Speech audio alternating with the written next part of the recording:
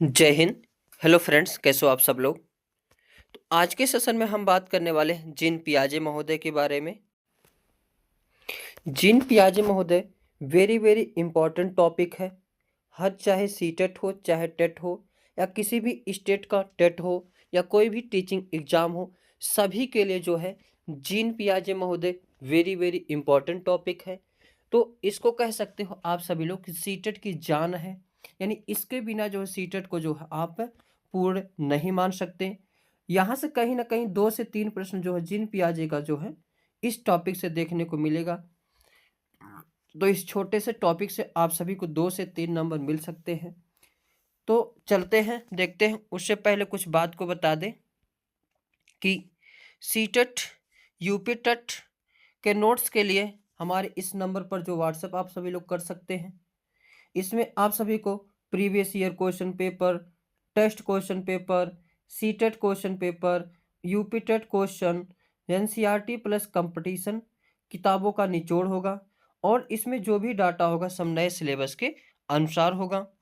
अब कहीं ना कहीं आप सभी को 100% सफलता जो है ये नोट्स दिलाएगी। अभी यह स्टेट की तैयारी करवाया था, उसमें 30 में से 28 क्वेश्चन जो है अपने इस पीडीएफ में से हम फंसाए थे।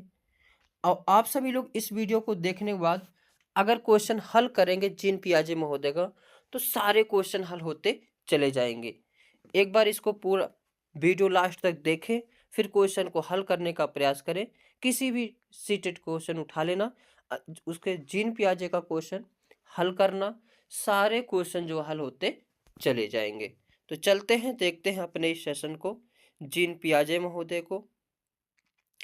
एक प्रश्न यही पूछा जाता है कि जीन पियाजे महोदय जो है कौन से सिद्धांत दिए हैं, तो संज्ञानात्मक विकास का सिद्धांत का प्रतिपादन किए हैं। कौन से सिद्धांत का? संज्ञानात्मक विकास का सिद्धांत, कॉग्निटिव डेवलपमेंट थ्योरी।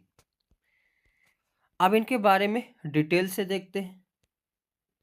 जीन पियाजे महोदय कहाँ के निवासी, कहाँ के मनोवैज्ञानिक हैं, तो स्विट्जरलैंड के।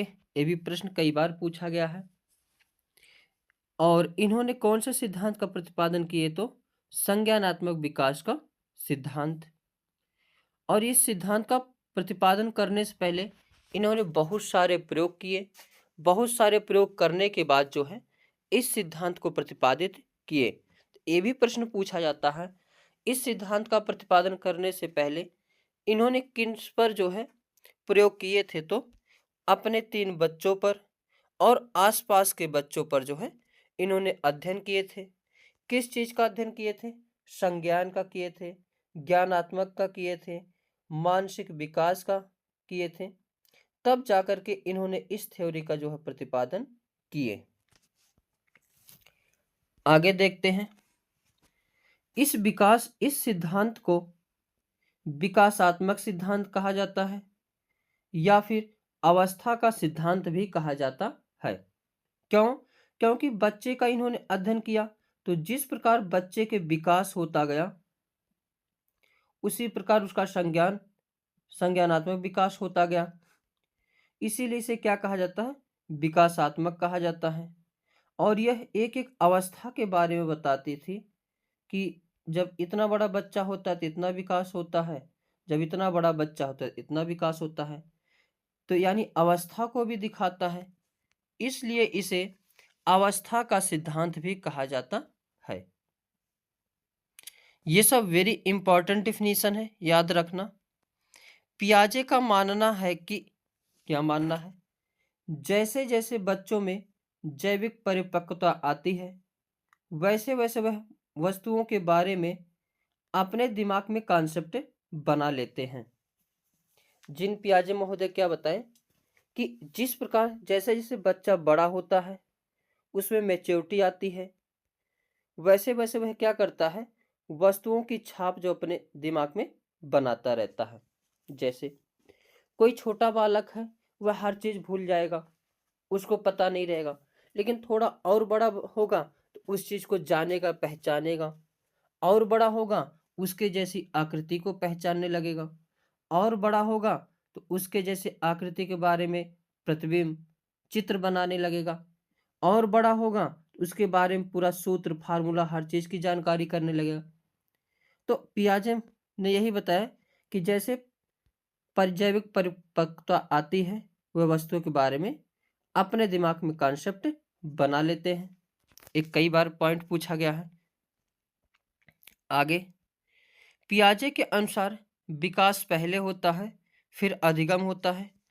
इसको वेरी वेरी इंपॉर्टेंट लगाइए सभी लोग। कैसा? वेरी वेरी इंपॉर्टेंट लगाइए। ये इतनी बार जो है क्वेश्चन पूछा गया है कि पियाजे के अनुसार विकास पहले होता है या अधिगम। तो पियाजे के अनुसार जो है विकास पहले होता है, फिर क्या होता है? अधिगम। इसको याद कैसे करेंगे?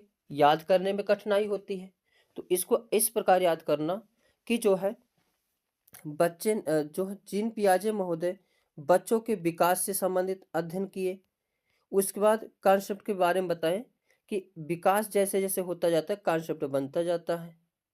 तो इसी के अनुसार कह सकते हो कि जीन पियाजे के अनुसार क्या होगा? पहले विकास होगा। जबकि यहीं अगर वाइगोस्की महोदय होते तो वो पहले बताए थे अधिगम होता है। इन दोनों में बराबर लड़ाई चलती रहती है। अब लड़ाई का मतलब एडुकेशन में, शिक्षा से, वार्तालाप से। आगे, जीन पियाजे महोदय एक परिभाषा दिए हैं, डिफिनीशन दिए हैं, जो कि वेरी वेरी इंपॉर्टेंट। इसको लगाइए, मोस्ट इंपॉर्टेंट ये डिफिनीशन है। क्या है? बच्चे सक्रिय ज्ञान निर्माता तथा नन्हे वैज्ञानिक हैं जो संसार के बारे में अपने सिद्धांतों की रचना करते हैं। बच्चे जो है पियाजे महोदय बच्चे को जो बहुत बड़ी शक्ति माने। हालांकि चाहे आरटी 2009 हो, चाहे एनसीएफ 2005 हो, चाहे या नीपी 2020 हो, सभी लोग जो है बच्चों को सर्वोपरि मानते हैं। और आप लोग ये सभी बात ध्यान रखना, जब भी एग्जाम देने जाना है हमेशा बच्चे के प्रति ही सोच के आंसर देना, तो आंसर गलत नहीं होगा। तो बच्चे सक्रिय ज्ञान निर्माता है, यानी बच्चे जो अपने हिसाब से सब कुछ चीज जो है ग्रहण करते हैं, हर चीज सीखते हैं, अपने अनुसार ही सीखते हैं। और इनके अंदर कोई ना कोई हमेशा गुण रहता है। जैसे वैज्ञानिक कुछ ना कुछ खोज करते रहते हैं, ऐसे ही बच्चे जो हैं नन्हे वैज्ञानिक होते हैं, कुछ ना कुछ खोज करते रहते हैं। अपने आसपास बच्चों को देखे होंगे, बच्चा कभी कभी ऐसे ऐसी भाषा बोल देता है, आप सभी लोग सोच के दंग रह जाएंगे, अरे इसके दिमाग में भाषा आया कहाँ से? ऐसी ऐसी बातें बोल देता है कि समझ में ही नहीं आता ये बातें कहाँ से बोल रहा है। ऐसा ऐसा चीज बना देता है, आप लोग सोच ही नहीं सकते अरे ये बनाया कैसे। तो जीन पियाजे का मानना जो है सही है। आगे, और ये बच्चे जो है संसार के बारे में अपने सिद्धांतों की रचना करते हैं। आगे, अब इसमें देखेंगे concept of cognitive development. Very very important, इसको भी लगाइए। हर एक पॉइंट इसका वेरी इंपॉर्टेंट है। अगर पी बाई क्यू हल करेंगे तो समझ में आ जाएगा, सारे पॉइंट यहाँ से बहुत ज़्यादा प्रश्न पूछे गए हैं। अब कॉग्निटिव डेवलपमेंट जानने से पहले कुछ वर्ड को जान लेते हैं। पहला वर्ड क्या है? अनुकूलन, यानी अडॉप्टेशन। अनुकूलन क्या होता है? ये कई बार पूछा गया है, सबको बहुत कंफ्यूजन होती है। तो वातावरण के अनुसार अपने आप को ढालना अनुकूलन कहलाता है। इसकी दो प्रक्रिया होती है। क्या है? वातावरण के साथ अपने आप को ढाल लेना क्या कहलाती है? अनुकूलन। जैसे आप सभी लोग कहीं स्कूल में गए, अब टीचर है मारने वाला, गुस्सैल है, अब बच्चे भी वैसे ही पुराने वाले हैं, लेकिन अपने आप को उसमें ढाल नहीं पा रहे हो। तो अगर उसमें उस वातावरण के साथ अपने आप को उसी प्रकार बना लो, गुस्सैल जैसा, बच्चों के समान जैसा, तो वहां पे क्या हो जाएगा? यही क्या है? अनुकूलन होता है। जैसे कोई बच्चा छोटा सा होता है, उसके पास टेडी बियर रहता है, तो वह जान नहीं पाता ये है क्या। तो वह अपने मन में विचार बना लेता है कि चलो ये कोई बात नहीं, ये ऐसे खिलौना है, ये ऐसे पड़ा रहता है। आगे, दूसरा एक वर्ड आता है आत्मसातकरण। क्या है? आत्मसातकरण। ये चीज को ध्यान रखना। पूर्व ज्ञान को नए ज्ञान के साथ जोड़ना क्या कहलाता है? आत्मसातकरण कहलाता है।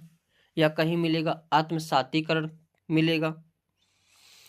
यानी पहले जो मन मस्तिष्क में बनाए हो उस ज्ञान को नए ज्ञान के साथ जोड़ लेना। अब जैसे अगर स्कूल जाना है तो पहले से ही स्कूल में बना ले, मस्तिष्क में बन जाता है कि चलेंगे, वहाँ पढ़ेंगे, दोस्त यार पता नहीं कैसे होंगे, कई सारे दोस्तों को बनाएंगे, टीचर से जो है बोलेंगे, बहुत सारे सवाल पूछेंगे। ये सब मस्तिष्क में क्या बनाते हैं, जो है ये मस्तिष्क में हम लोग विचार करते हैं। और इसी को जब स्कूल में पहुंचते हैं तो वहां पे देखते हैं और उसके साथ कुछ रिलेट करते हैं, तो यही क्या कहलाता है, आत्मसातीकरण कहलाता है, यानी एसिमिलेशन कहलाता है।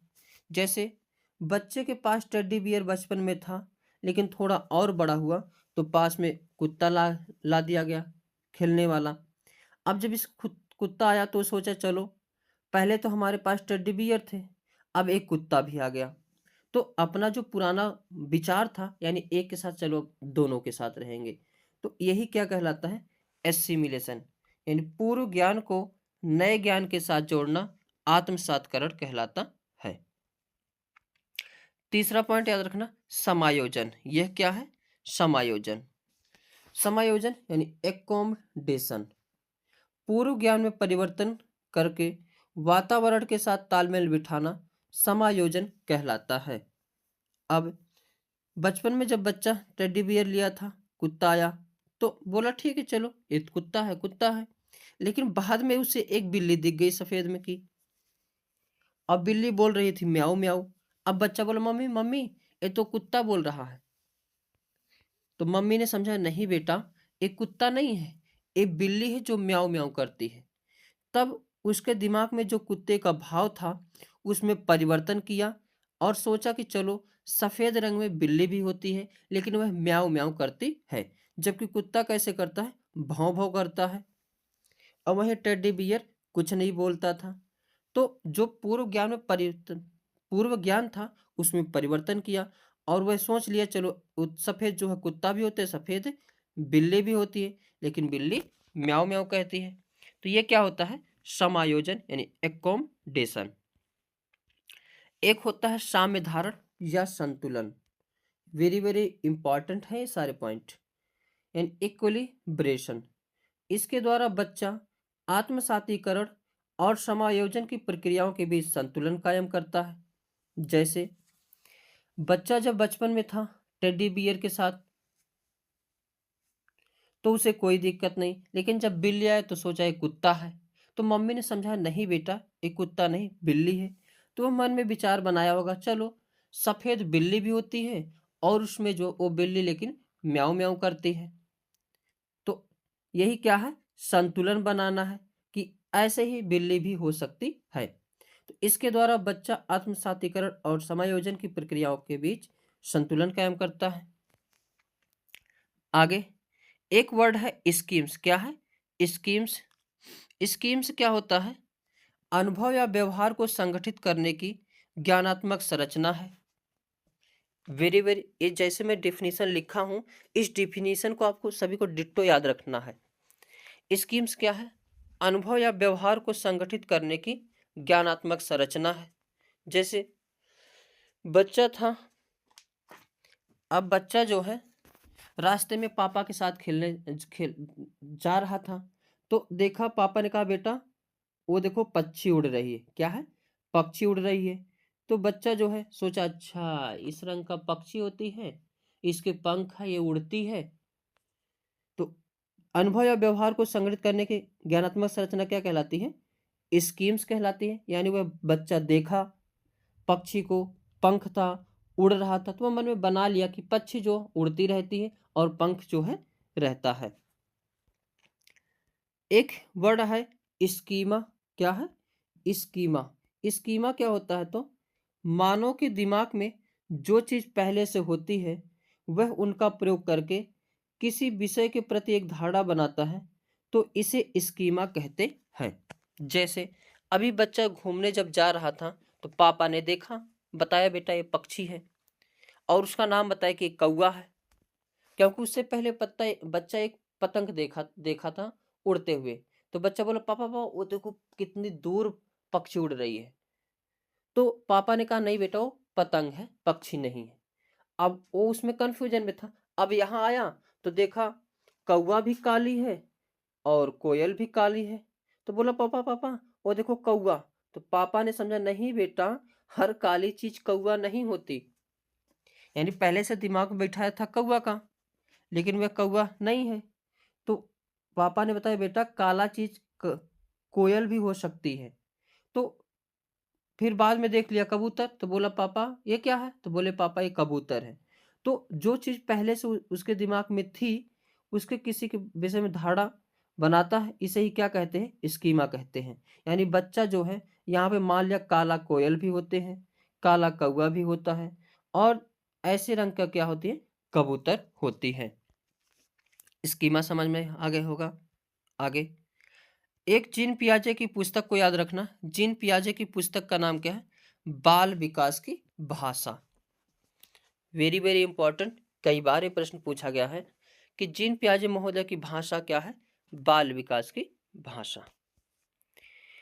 अब आगे देखते हैं, जीन पियाजे के अनुसार संज्ञानात्मक विकास की अवस्थाएं कितनी अवस्था है, 4 अवस्था है। इसको मोस्ट मोस्ट इंपॉर्टेंट लगाइए। वही तो कह रहा हूँ, जीन पियाजे एकदम वेरी इंपॉर्टेंट है। इसको क्या लगाना, मोस्ट मोस्ट इंपॉर्टेंट लगाना। हर एक पॉइंट यहाँ का आप सभी को क्या करना है, ध्यान रखना है। पियाजे के अनुसार संज्ञानात्मक विकास की कितनी अवस्थाएं होती हैं, तो 4 अवस्था होती है। इस चीज को ध्यान रखना। पहली अवस्था क्या होती है, संवेदी पेशी अवस्था होती है, यानी सेंसरी मोटर स्टेज। दूसरी कौन सी होती है, पूर्व संक्रियात्मक अवस्था होती है, जो 2 से 7 वर्ष तक के बालकों में पाई जाती हैं, यानी प्री ऑपरेशनल स्टेज। तीसरी होती है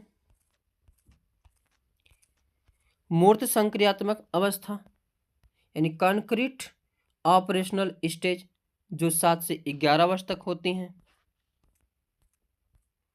और चौथी होती है औपचारिक संक्रियात्मक अवस्था, जो कि 11 से 15 वर्ष तक के बालकों में पाई जाती हैं, यानी फॉर्मल ऑपरेशनल स्टेज। अब एक एक के बारे में डिटेल से देखते हुए चलेंगे।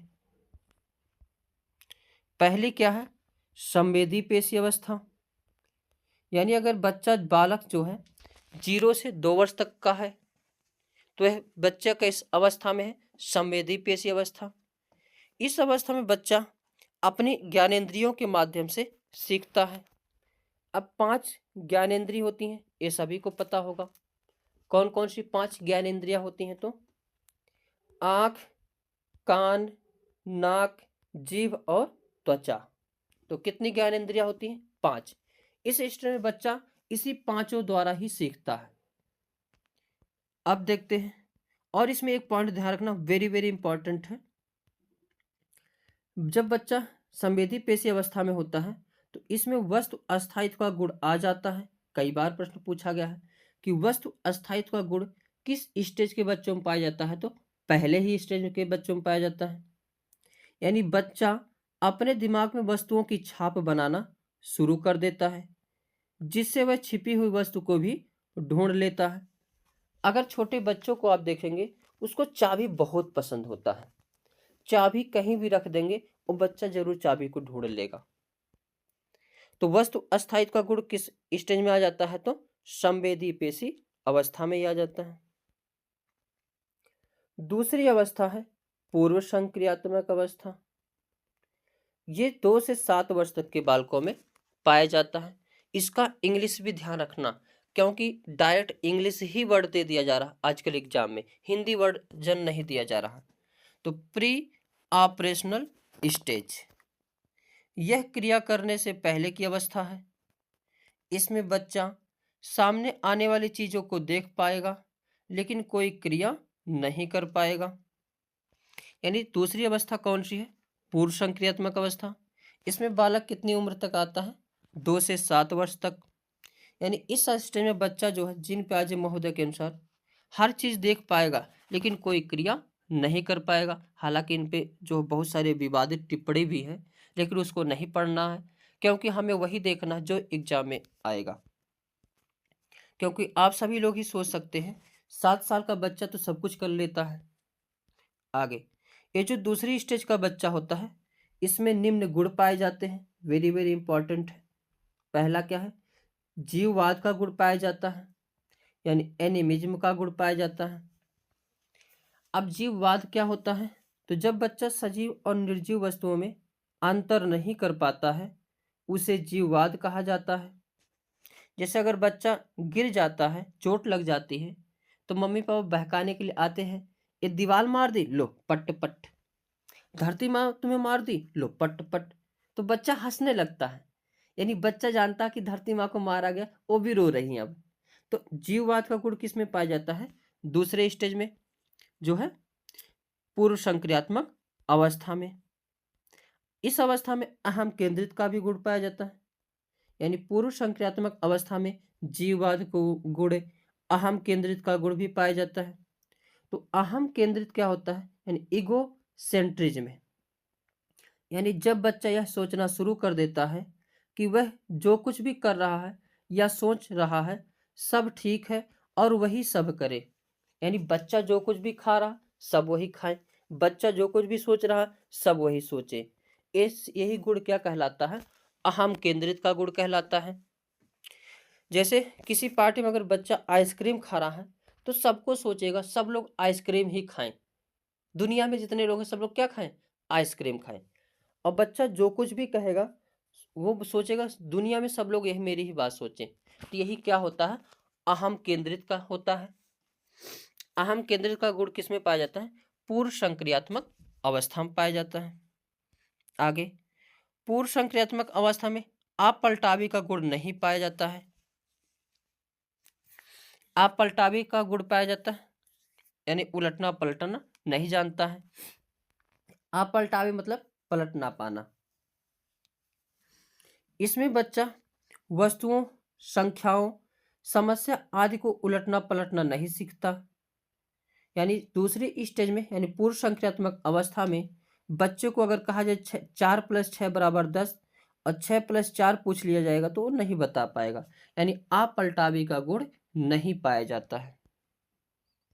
आगे, इस स्टेज में मुद्रा संप्रत्यय, यानी पूर्व संक्रियात्मक अवस्था में मुद्रा संप्रत्यय, दूरी, भार, ऊंचाई संरक्षण, क्रम निर्धारण की योग्यता आदि के कॉन्सेप्ट में कमी पाई जाती है। वेरी वेरी इंपॉर्टेंट है, पूछा जाता है कि मुद्रा कॉन्सेप्ट की कमी किस में पाई जाती है? तो पूर्व संक्रियात्मक अवस्था में। दूरी पूर्व संक्रियात्मक अवस्था में। प्रश्न ही पूछा जाता है, ये दो गिलास हैं जो कि समान भार की हैं, लेकिन एक गिलास जो है चौड़ी थोड़ा छोटी है और दूसरी गिलास बड़ी है, लंबी है, जो उतना ही मात्रा में लेकिन लंबी है। तो बालक किस गिलास को उठाएगा? लंबी वाली गिलास को उठाएगा। अगर बच्चे को 100 रुपए की नोट दिया जाए, 10 रुपए 20 रुपए का सिक्का दिया जाए, तो बच्चा सिक्का उठाएगा, यानी मुद्रा संप्रत्यय का गुण नहीं पाया जाता है। बच्चे को अगर स्कूल से घर ले जाएंगे, घर से स्कूल ले जाएंगे, तो बच्चा अकेले घर से स्कूल से घर नहीं आ पाएगा, यानी उसे दूरी का संरक्षण नहीं प्राप्त है। यानी पूर्व संक्रियात्मक अवस्था में मुद्रा संप्रत्यय, दूरी, भार, ऊंचाई संरक्षण, क्रम निर्धारण योग्यता में कमी पाई जाती है, कॉन्सेप्ट में कमी पाई जाती है। इस बच्चे में, यानी पूर्व संक्रियात्मक अवस्था के बच्चों में जो है केंद्रीकरण का गुण पाया जाता है। केंद्रीकरण का गुण पाया जाता है। अब केंद्रीकरण क्या होता है? जब बच्चा किसी वस्तु की सारी विशेषता को छोड़कर केवल एक विशेषता पर ध्यान देता है, यही क्या कहलाता है? केंद्रीकरण कहलाता है। जैसे अगर बच्चा मोबाइल पा गया, तो मोबाइल में बहुत सारी चीजें होती हैं, लेकिन वह किसी चीज को नहीं करेगा, केवल खोलेगा गेम, केवल गेम खेलेगा। इसीलिए इस स्टेज को जो है पढ़ाई के लिए बहुत ही इम्पोर्टेंट माना जाता है, महत्वपूर्ण माना जाता है, क्योंकि इसमें बच्चा जिस भी चीज पे ध्यान लगाता है उसको बहुत अच्छी तरह क्या करता है? सीखता है। तो केंद्रीकरण का गुण भी किस में पाया जाता है? पूर्व संक्रियात्मक अवस्था में, यानी 2 से 7 वर्ष तक जब बालक रहता है। तीसरी अवस्था है मूर्त संक्रियात्मक अवस्था। कौन सी है? मूर्त संक्रियात्मक अवस्था है। जब बच्चा 7 से 11 वर्ष तक का हो जाता है, तो वह किस स्टेज में पहुंचता है? मूर्त संक्रियात्मक अवस्था, यानी कंक्रीट ऑपरेशनल स्टेज। इस अवस्था में बच्चा सामने रखी हुई चीजों को देखकर ही कुछ कर सकता है या उन पर चिंतन करना शुरू कर देता है। यानी बच्चा सामने कुछ भी रखा हो, उसके बारे में सोचने का जो है विकास इस अवस्था में हो जाता है। इस अवस्था में अपलटावी का गुण भी आ जाता है, यानी बच्चा 6+4 = 10 कर लेगा और 4+6 पूछा जाएगा तब भी बता लेगा। इसमें जीववाद का गुण जो है खत्म हो जाता है, यानी वह जान जाता है सब चीज, कुछ निर्जीव कुछ जो है सजीव होते हैं। यानी इस अवस्था में अगर बच्चा गिर गया तो धरती माँ को मारेंगे तो कहेगा ओ हमको पागल बना रहे हो, धरती माँ को जान होती है, ऐसा इसमें वो पहचान लेगा। मुद्रा के बारे में पहचान लेगा, पहचानने का गुण आ जाएगा। अब अगर 500 की नोट देंगे, 100 रुपए की नोट देंगे तो 500 की नोट लेगा, 100 रुपए की नहीं लेगा। भार के बारे में जान जाएगा, यानी छोटे गिलास में अगर कुछ देंगे और चौड़े गिलास में देंगे तो जान जाएगा किसमें जो है ज्यादा रखा है। और अब बच्चा इस स्टेज में स्कूल से घर जा भी सकेगा और घर से स्कूल आ भी सकेगा। आगे, यानी अब वो जो है इन सब के बारे में जानकारी कर लेगा कि मुझे कौन सा गिलास चाहिए, घर से स्कूल चला जाएगा और स्कूल से घर भी आ जाएगा। तीसरी अवस्था जो मूर्त संक्रियात्मक अवस्था है, इसमें आगमनात्मक तर्कड़ा का विकास हो जाता है, यानी इंडक्टिव रीजनिंग का विकास हो जाता है। इसका मतलब यह होता है कि सामने रखी हुई चीज़ों के बारे में वह उस पर डिस्कस कर सकता है, विचार कर सकता है, सोच सकता है। जैसे सामने अगर आम रखा है तो उसके बारे में बता देगा, यह हरा होता है कच्चे होने पर, पक्का होने पर लाल हो जाता है और पक्का होने पर पीला हो जाता है, खाने पर मस्त लगता है। यानी सामने रखी हुई चीज़ों पर विचार कर लेना, यह क्या होता है? आगमनात्मक तर्कड़ा होता है, जो कि मूर्त संक्रियात्मक अवस्था में इसका जो है आ जाता है गुण। पेड़ जरूरी है या नहीं हमारे लिए, इन सब के बारे में सोच लेगा। चौथी अवस्था और अंतिम अवस्था है औपचारिक संक्रियात्मक अवस्था। यह 11 से 15 वर्ष तक के बालकों में पाई जाती है।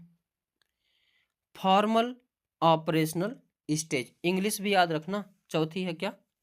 Formal operational stage. यह संज्ञान की सर्वोच्च अवस्था है।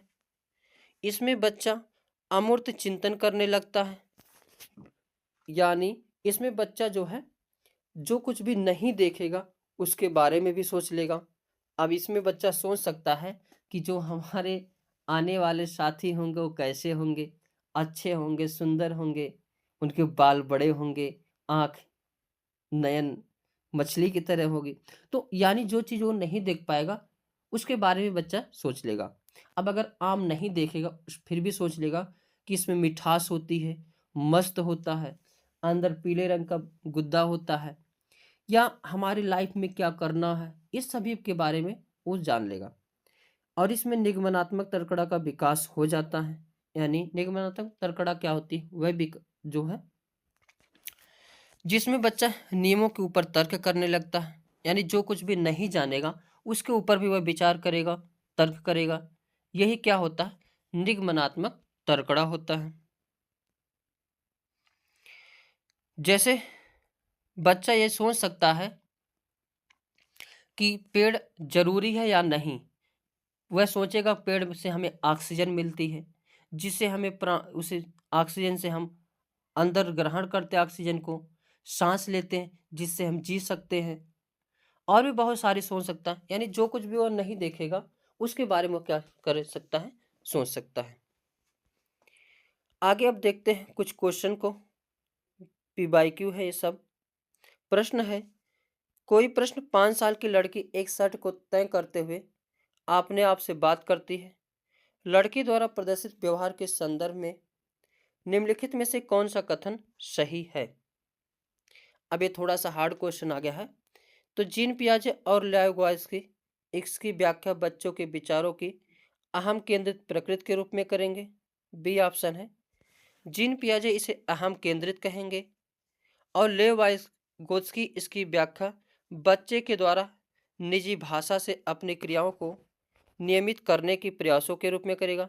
तो यही बी जो है क्या है, सही है। एक बार बार क्वेश्चन पूछा गया है कि लड़की तह करते हुए, आप सभी लोग भी कपड़ा जब तह करते हो तो कुछ ना कुछ बोलते रहते हो, गुनगुनाते रहते हो। तो ये क्या है, जीन पियाजे के अनुसार वह कौन सी भाषा प्रयोग करता है, अहम केंद्रित का। और लेव वाइगोस्की के अनुसार निजी भाषा यानी प्राइवेट लैंग्वेज का। आगे नेक्स्ट प्रश्न है, जीन पियाजे द्वारा परिभाषित वह अवस्था जहां संज्ञानात्मक विकास बालक की इंद्रियों के प्रयोग से तथा बाहरी दुनिया का पता लगाने के प्रयासों से होता है। अभी हमने बताया इंद्रियों से कौन सा होता है, ज्ञानेंद्रिय अवस्था यानी सेंसरी मोटर स्किल। इसका A option is the correct answer हो जाएगा। नेक्स्ट प्रश्न है, जीन पियाजे के सिद्धांत का प्रमुख प्रस्ताव है कि, क्या प्रस्ताव है, वेरी वेरी इंपॉर्टेंट, इसको लगाइए। बच्चों की सोच वयस्कों से बेहतर होती है, नहीं। बच्चों की सोच मात्रात्मक रूप से वयस्कों से भिन्न होती है, नहीं। बच्चों की सोच वयस्कों से भिन्न होती है, नहीं। क्या है ये डेफिनेशन, वेरी वेरी इंपॉर्टेंट लगाइए इस प्रश्न को। कई बार प्रश्न पूछा गया है कि बच्चों के सोच गुणात्मक रूप से वयस्कों से क्या होती है, भिन्न होती है। तो इसका C option is the correct answer. Next प्रश्न है, पियाजे के अनुसार संज्ञानात्मक विकास की तृतीय अवस्था निम्न में से कौन सी है। अब तृतीय अवस्था पूछा है, औपचारिक अवस्था तो चौथी होती है, पूर्व संक्रियात्मक अवस्था तो दूसरी अवस्था है, संवेदनात्मक अवस्था तो पहली अवस्था है। तो तीसरी कौन सी है, मूर्त संक्रियात्मक अवस्था, यानी C option is the correct answer. Next प्रश्न पूछा गया है, जीन पियाजे की संज्ञानात्मक विकास की अवस्थाओं के अनुसार जिसे पूर्व प्रत्यात्मक काल के रूप में जाना जाता है, निम्न में से किस संबंध है। तो पूर्व प्रत्यात्मक काल इंद्रिय से नहीं, मूर्त संक्रियात्मक से नहीं, औपचारिक से नहीं। तो इसका C option is the correct answer हो जाएगा, यानी पूर्व संक्रियात्मक अवस्था से। तो आज के सेशन में हमने कॉन्सेप्ट को देखा, पी बाई क्यू को देखा। इससे पता लग गया होगा कि क्वेश्चन किस प्रकार से बनते हैं।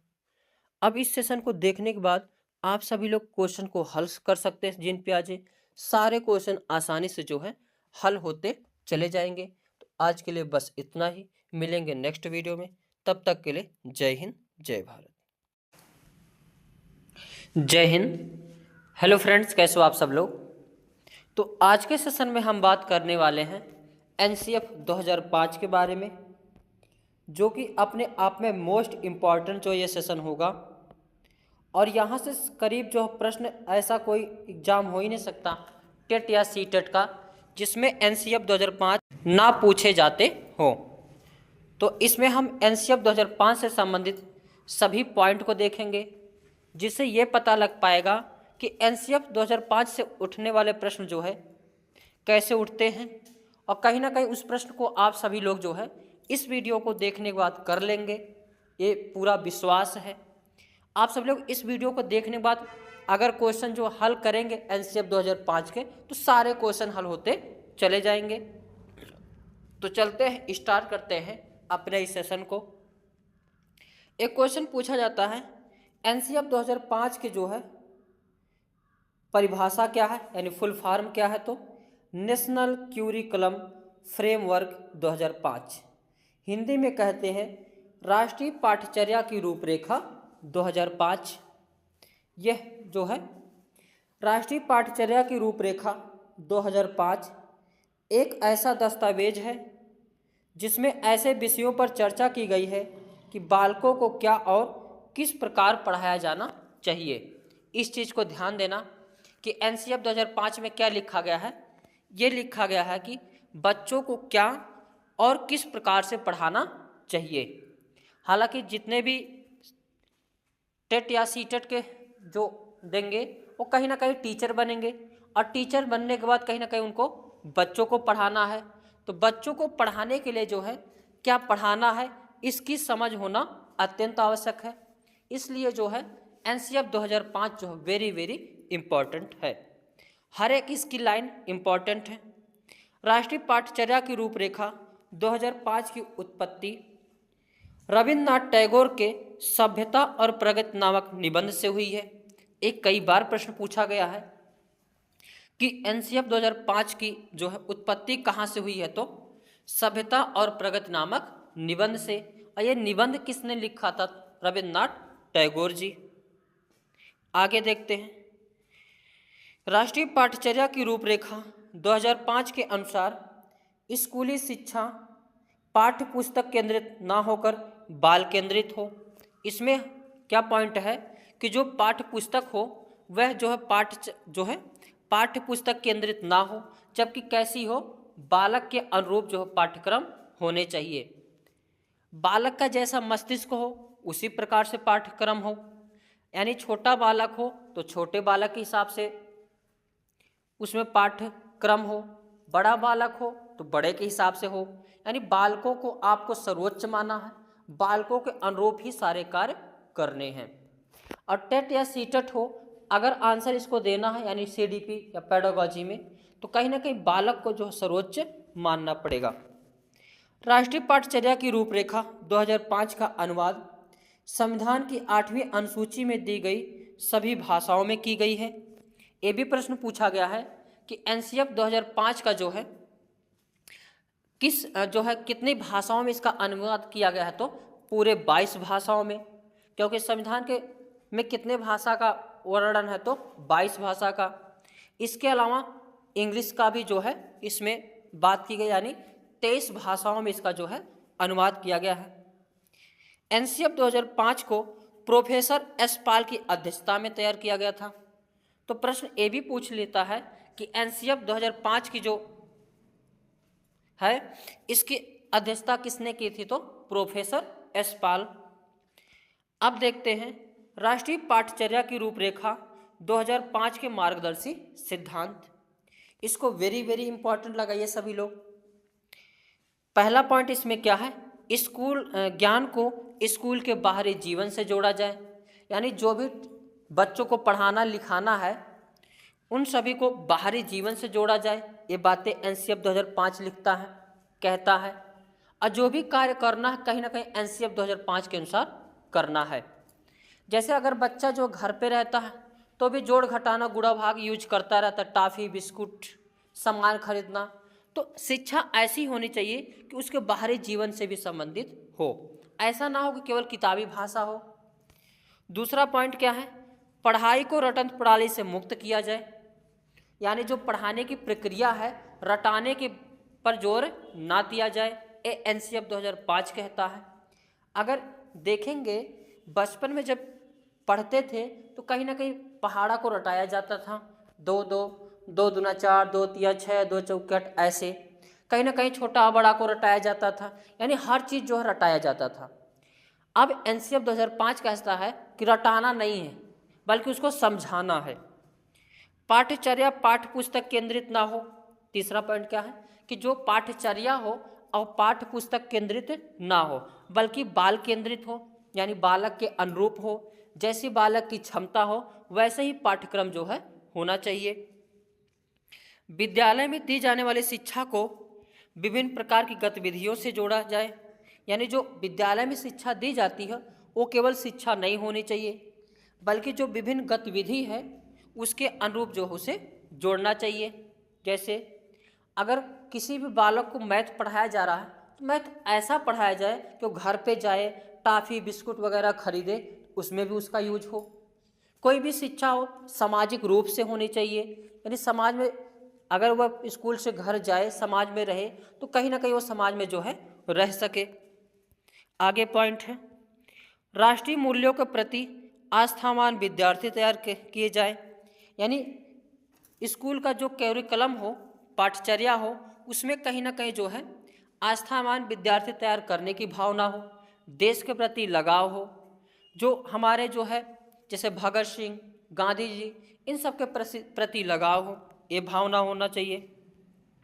आगे नेशनल क्यूरिकुलम फ्रेमवर्क 2005 का निर्माण एनसीईआरटी द्वारा किया गया था। ये भी प्रश्न पूछा जाता है कि एनसीएफ 2005 का निर्माण किसके द्वारा किया गया, तो एनसीईआरटी द्वारा किया गया एवं इसको पूर्ण करने का कार्य निर्देशक प्रोफेसर कृष्ण कुमार के नेतृत्व में किया गया।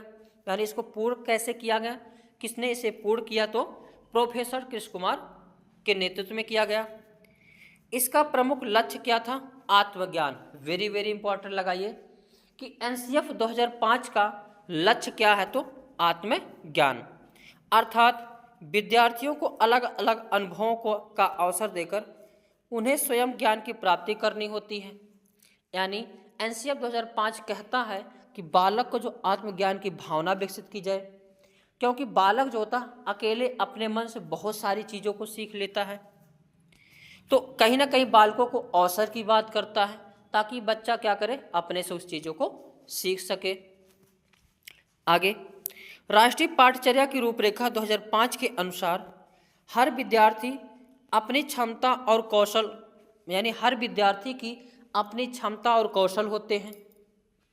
यानी हर बच्चों में अपनी क्षमता एक पाई जाती है, एक कहीं ना कहीं एक क्वालिटी पाई जाती है, कौशल पाया जाता है। किसी किसी बच्चों को देखोगे कला में बहुत तेज होता है, कोई बच्चा मैथ में बहुत तेज होता है, किसी बच्चे का इंग्लिश बहुत तेज होता है, तो कहीं ना कहीं बच्चे में एक क्वालिटी जो कूटकर भरी होती है, तो विद्यार्थियों को उससे व्यक्त करने का मौका प्रदान किया जाए, तो उसके अंदर जो भी क्वालिटी है उसे व्यक्त करने का जो उसे मौका दिया जाए। अगर मूवी देखे होंगे 3 इडियट की, तो उसमें भली भांति इसको दिखाया गया। हालांकि आमिर खान की जो मूवी होती है कहीं ना कहीं बेस्ट होती, अच्छी होती है। आगे, राष्ट्रीय पाठचर्या की रूपरेखा 2005 के अनुसार विद्यार्थी की अपनी क्षमता और कौशल होते हैं, ये देख लिया। एनसीएफ 2005 का प्रमुख सूत्र क्या है, एक कई बार प्रश्न पूछा गया है कि इसका सूत्र क्या है। वेरी वेरी इंपॉर्टेंट है एनसीएफ 2005 का सूत्र। तो इसका सूत्र क्या है, बिना भार के अधिगम, यानी लर्निंग विदाउट बर्डन। जबकि बहुत पहले अगर देखेंगे बालक की, जो छोटे बच्चों की जो बैग होती थी बहुत भारी भारी होती थी, तो उसको जो है क्या किया जाएगा, एनसीएफ 2005 बोला कि बिना भार के अधिगम, यानी बच्चों को अधिगम कराना है लेकिन कोई बर्डन या भार नहीं देना है। आगे देखेंगे राष्ट्रीय पाठचर्या की रूपरेखा 2005 के प्रमुख सुझाव। वेरी वेरी इंपॉर्टेंट ये भी है, इसमें जितने भी पॉइंट है बहुत ही सिलेक्टेड पॉइंट है, इस चीज़ को ध्यान रखना। बालक सक्रिय है, यानी एनसीएफ 2005 क्या कहता है कि बालक सक्रिय है, जो स्वयं से जाने और सीखने और नई चीज़ों को आजमाए, जोड़ तोड़ करे, गलतियां करे और स्वयं सुधार करे। इसमें बालक को सक्रिय माना गया है। हमेशा बालक को कैसा मानना है, सक्रिय ही मानना है।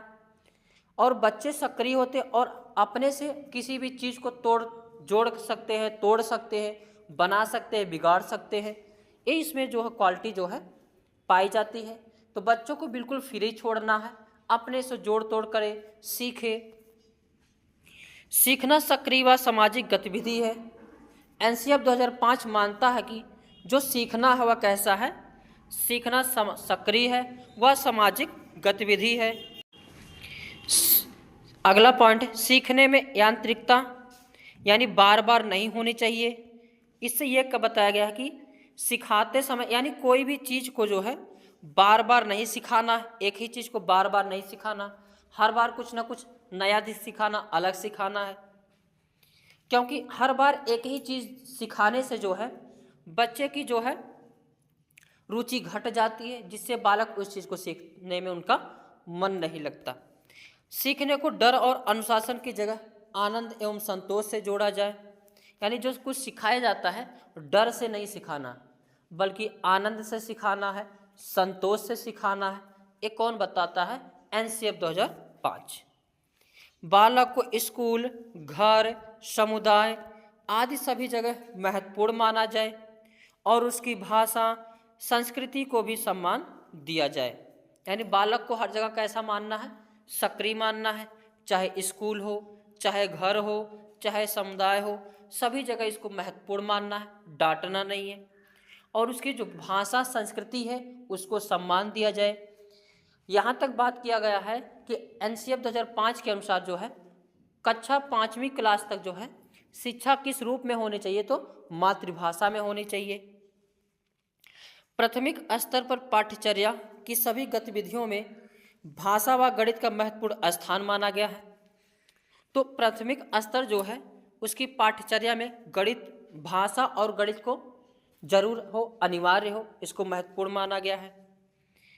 बहुभाषी कक्षा शिक्षण तीन भाषाओं की वकालत करता है। ये प्रश्न कई बार पूछा गया है कि त्रिभाषा की वकालत कौन करता है, तो एनसीएफ 2005 तीन भाषाओं के बारे में बताता है। एक उसकी मातृभाषा हो, एक हिंदी इंग्लिश कोई भी हो, और एक और भी कोई भाषा हो। और बहुभाषिक शिक्षण कक्षा की व्यवस्था करता है, यानी एक ऐसे क्लास का इन्वायरमेंट बनाया जाए जिसमें बहुत सारे भाषा के बच्चे हों, क्योंकि एक दूसरे से इंटरेक्ट करके अगर सीखेंगे तो कहीं ना कहीं जो है कई सारी भाषाओं पर जो उनकी पकड़ होगी। आगे एनसीएफ 2005 के अनुसार 4 कौशल हैं। कितने कौशल? वेरी वेरी इंपॉर्टेंट लगाइए, 4 कौशल हैं। एक कई बार पूछा गया है कि शिक्षण में कितने कौशल होते हैं, तो 4 कौशल होते हैं। कौन कौन सा? सुनना, बोलना, पढ़ना और लिखना। इसमें 2 ग्रहण वाले होते हैं और 2 जो अपनी भावनाओं को व्यक्त करने वाले होते हैं। जैसे सुनकर और पढ़कर किसी भी चीज़ को हम ग्रहण करते हैं तो इसे क्या कहते हैं? ग्रहणात्मक कौशल कहते हैं। और किसी भी चीज़ को जो है बोलकर और लिखकर उस भावनाओं को व्यक्त करते हैं तो ये 2 क्या होते हैं? अभिव्यक्तात्मक कौशल होते हैं। ये प्रश्न पूछा जाता है निम्न में से कौन से जो है अभिव्यक्तात्मक कौशल हैं, तो बोलना और लिखना। और कौन से 2 जो ग्रहणात्मक कौशल हैं, तो पढ़ना और सुनना। एनसीएफ 2005 जो है आकलन व मूल्यांकन कैसे हो? सीसीई पर आधारित हो, यानी सीसीई की वकालत करता है, यानी कॉन्टिन्यूअस जो है कम्प्रिहेंसिव इवोल्यूशन की बात करता है। यानी जो है जितना चीज़ें पढ़ाया जाए उसका जो है क्या किया जाए? मूल्यांकन किया जाए, जिससे बच्चों में अगर कोई गड़बड़ी आती है उसको वहीं पर क्या किया जाए? निदान किया जाए। रचनात्मक आकलन की बातें करता है। रचनात्मक आकलन वह आकलन होता है जिसमें बच्चा जो है, जैसे हम अगर पढ़ा रहे हैं, इसमें लाइव क्लास ले रहे हैं, तो वहाँ से जो प्रश्न बच्चा पूछेगा उसका मैं तुरंत आंसर दूंगा। लेकिन अगर यही कुछ समय बाद मैं वीडियो को अपलोड कर दूंगा, फिर आप सभी लोग प्रश्न करते रहेंगे लेकिन मैं उसका उत्तर नहीं दूंगा। तो जब डायरेक्ट प्रश्नों का आदान प्रदान होता है, उत्तर मिलता है, यानी लाइव क्लास चलती है, तो यह क्या होता है? रचनात्मक आकलन यानी फॉर्मेटिव असेसमेंट होता है। लेकिन जैसे वीडियो मैं अपलोड कर दूंगा, फिर आप सभी लोग मैसेज करोगे, पता नहीं कब तक मैं रिप्लाई दूंगा, तो वहाँ पे क्या होगा? समेटिव असेसमेंट होता है। फॉर्मेटिव असेसमेंट यानी रचनात्मक आकलन को जो है पॉजिटिव माना जाता है, जबकि समेटिव असेसमेंट को जो है निगेटिव माना जाता है। अब जो रचनात्मक आकलन होता है, जैसे क्लास अगर चलती रहती है तो बच्चा उसमें कुछ पूछता, तुरंत जो है टीचर जवाब दे देता है, सही या गलत, या उसके बारे में समझा देता है। यह आकलन कौन सा होता है? रचनात्मक आकलन। लेकिन साल भर के अंत में जो परीक्षा होता है, या तिमाही परीक्षा या छमाही परीक्षा जो होता है, वह कौन सा आकलन होता है? समेटिव असेसमेंट होता है, यानी जो है सालीना वाला होता है। इसको क्या माना जाता है? निगेटिव। आगे निदानात्मक आकलन की बातें करता है। निदानात्मक आकलन क्या होता है? तो कारणों के बारे में जानना। जैसे अगर गए आप डॉक्टर के पास, तो डॉक्टर के यहाँ जाओगे तो पहले जो है बुखार नापेगा, फिर दवा देगा। ऐसा थोड़ी कि जाते ही पहले दवा दे देगा फिर बोलेगा बेटा अब बताओ क्या है, तो ऐसा नहीं न करता है। तो निदानात्मक आकलन वह आकलन होता है जिसमें कारणों की जानकारी प्राप्त की जाती है। जैसे डॉक्टर के यहाँ जाओगे तो पहले वो पूछेगा क्या बीमारी है, क्या परेशानी है, बुखार नापेगा, तब इलाज करेगा। ऐसे ही निदानात्मक आकलन क्या होता है? बच्चे के परेशानी के कारण को जानने का प्रयास करता है। क्लास 10th बोर्ड की परीक्षा ऐच्छिक होनी चाहिए, यानी जो 10 की परीक्षा है वो कैसी होनी चाहिए? ऐच्छिक होनी चाहिए। किसी भी प्रकार की सूचना को ज्ञान मानने से बचा जाए, यानी हर तरफ हर सूचना को ज्ञान ना माना जाए, मुख्य मुख्य जो सूचना उसको ज्ञान माना जाए। आगे, विद्यार्थियों को दी जाने वाली शिक्षा में शिक्षण सूत्र जैसे ज्ञात से अज्ञात की ओर, मूर्त से अमूर्त की ओर आदि शिक्षण सूत्रों का अधिक से अधिक प्रयोग किया जाए। यानी बच्चों को जो शिक्षण सूत्र है, वेरी वेरी इंपॉर्टेंट, इसको लगाइए। बच्चों को कैसे पढ़ाना है? ज्ञात से अज्ञात की ओर, यानी पहले बच्चों को ज्ञात चीज़ें पढ़ाई जाए। जैसे आम बच्चों देखे हो, पीला होता, हरा होता है, खाने पर मिठास होता है। अज्ञात की ओर फिर उसके क्वालिटी के बारे में पढ़ाया जाए। मूर्त से अमूर्त की ओर, यानी बच्चों को पहले मूर्त चीज़ें दिखाई जाए। यानी आम देखो वहाँ पर है, ऐसे आम होता है, जो चीज़ दिखता है उसे क्या कहा जाता है? मूर्त वस्तुएं कहा जाता है। फिर उसकी जो अमूर्त की ओर चले। सजा व पुरस्कार की भावना को सीमित किया जाए, यानी जो दंड दिया जाता है, बच्चों को मारा जाता है, डांटा जाता है, उस भावना को क्या करना है? कम करना है। यानी पनिशमेंट एंड वेंजेनेंस को कम करना है। सह शैक्षिक गतिविधियों में बच्चों के अभिभावकों को भी जोड़ा जाए। एनसीएफ 2005 कहता है जो पढ़ाई हो उसमें अभिभावक को भी जोड़ा जाए। ये बहुत ज़रूरी होता, क्योंकि अभिभावक ही बता सकता है कि बच्चे में क्या गड़बड़ी है, बच्चे जो किस प्रकार के वातावरण में रहता है। टीचर को बराबर ऐसा होना चाहिए, बराबर पेरेंट्स से जो है मिलते जुलते रहना चाहिए। और अभिभावक से अगर मिलता जुलता है टीचर से, तो कहीं ना कहीं टीचर भी जो है बच्चों की गलती को बताएगा, कहीं ना कहीं उसमें जो सुधार किया जाएगा। विशाल पाठ्यक्रम व मोटी किताबें शिक्षा प्रणाली की असफलता का प्रतीक है। एनसीएफ 2005 क्या कहता है? जो मोटी किताब होती है वो किसका प्रतीक है? असफलता का प्रतीक है, यानी मोटी किताबें जो है नहीं होनी चाहिए। अब ऐसा आप सभी लोग बताइए, मोटी किताब देख के मन में क्या भाव आता है? गड़बड़ ही तो भाव आता है। कौन पढ़ेगा इतनी मोटी किताब? क्या होगा? साल भर में खत्म होगा या नहीं होगा? मूल्यों को उपदेश देकर नहीं, वातावरण देकर स्थापित किए जाए। एनसीएफ 2005 कहता है जो मूल्य पैदा करना है उसको वातावरण देकर बनाया जाए, ना कि सिखा करके। जैसे अगर टीचर जो पढ़ाता है उसका हर चीज़ बच्चा ग्रहण करता है, चाहे अच्छाई हो या बुराई। अब ये सोचो, कोई टीचर पढ़ा रहा हो और गुटखा खा रहा हो, दारू पी के आ रहा हो, कुछ ऐसे टीचर हैं, सबकी नहीं कहता हूँ, कुछ हैं, तो कहीं ना कहीं बालक भी समझेगा कि दारू पीना अच्छी बात है, गुटखा खाना अच्छी बात है, तो वो भी खाएगा। तो जो नैतिक मूल्य है उसको वातावरण देके जो है देना है, ना कि जो है लेक्चर देके। आगे, बच्चों को स्कूल के बाहरी जीवन से तनाव मुक्त वातावरण प्रदान करना, यानी बच्चों को ज़बरदस्ती नहीं पढ़ाना या तनाव में रखकर नहीं पढ़ाना या टेंशन नहीं देना, ना कि बच्चों को धौंस देना है कि पढ़ लो नहीं तो फेल हो जाओगे, पढ़ लो नहीं तो बहुत मारेंगे, ऐसा डर की भावना नहीं करना है। पुस्तकालय में बच्चों को स्वयं पुस्तक चुनने का अवसर दें। ये वेरी वेरी इंपॉर्टेंट है कि बच्चों को अपने हिसाब से पुस्तक जो है चुनने का अवसर दे, ना कि ज़बरदस्ती चुनने दे कि तुमको यही पढ़ना तो यही पढ़ना, ऐसा नहीं। बच्चों को क्या करना? फ्री छोड़ देना है, तुम्हारी मर्जी, जो मन करे तुम वो पुस्तक पढ़ो। सांस्कृतिक कार्यक्रमों में मनोरंजन के स्थान पर सौंदर्य बोध को बढ़ावा दें, यानी जो सांस्कृतिक कार्यक्रम यानी फंक्शन वगैरह जो होते हैं उसमें कहीं ना कहीं जो है मनोरंजन को ना लेकर के बल्कि सौंदर्य बोध को बढ़ावा दिया जाए। एनसीएफ 2005 कहता है शिक्षकों को अकादमिक संसाधन व नवाचार आदि समय पर पहुंचाया जाए। अभी समय जैसे कंप्यूटर का ज़माना है, इलेक्ट्रिक चीज़ों का ज़माना है, तो अगर वही व्हाइट बोर्ड पे लिखेंगे तो कहीं ना कहीं अच्छा नहीं है।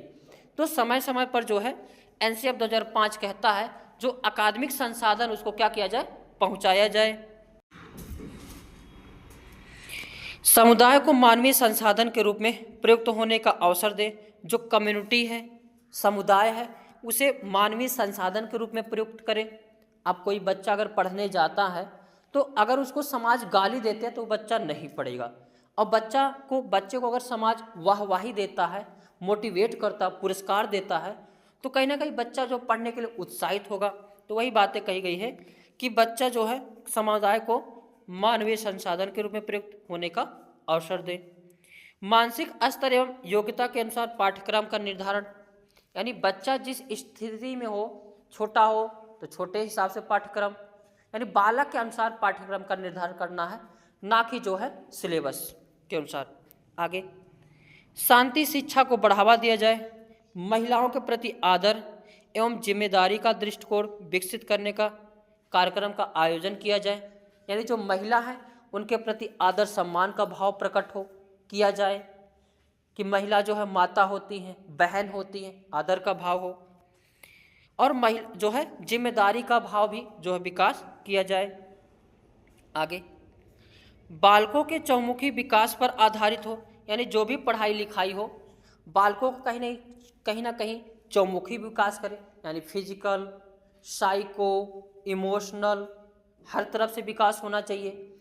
ऐसा नहीं केवल नॉलेज बढ़ा दे, समय का विकास ही ना हो, फिजिकल का विकास ही ना हो, तो ऐसा नहीं करना। एनसीएफ 2005 क्या कहता है? मानसिक विकास भी हो, संवेगात्मक विकास भी हो, शारीरिक विकास भी हो और सोशल विकास भी हो। सभी विद्यार्थियों हेतु समावेशी वातावरण तैयार करना, वेरी वेरी इंपॉर्टेंट लगाइए।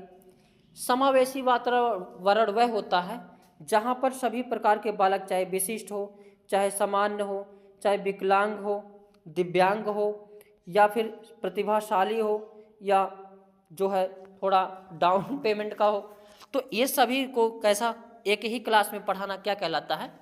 समावेशी वातावरण कहलाता है। चाहे हिंदू बालक हो, चाहे सिख हो, चाहे मुस्लिम हो, किसी भी कास्ट का हो, एक साथ शिक्षा देना क्या कहलाता है? समावेशी शिक्षा कहलाता है। आगे, एनसीएफ 2005 में शिक्षक के प्रति दृष्टिकोण, शिक्षक का ज्ञान का स्रोत नहीं अपितु जो है सुगमकर्ता के रूप में होना चाहिए। यानी शिक्षक के बारे में क्या कहा गया है कि शिक्षक जो होता है वह ज्ञान का स्रोत नहीं है, बल्कि एक सुगमकर्ता के रूप में हो। जैसे कोई भी बालक को परेशानी होती है तो टीचर का यह परम कर्तव्य होना चाहिए कि उस चीज़ को टीचर क्या करे? सॉल्व करे। हालांकि देखते हैं अगर बालक कुछ पूछता है तो टीचर गाली देने लगते, डांट देते हैं। ऐसा नहीं करना है, क्योंकि साफ साफ एनसीएफ 2005 में लिखा गया है बालक को कोई भी परेशानी आ रही है तो शिक्षक को उसका जो है हेल्प करना चाहिए, सुगमकर्ता के रूप में होना चाहिए। जो सूचना या अर्थबोध में बदलने की प्रक्रिया को विविध उपायों द्वारा बच्चे हो सहायक हो, यानी कोई भी चीज़ हो उसको आसान तरीके से बच्चों के रूप में प्रयुक्त किया जाए।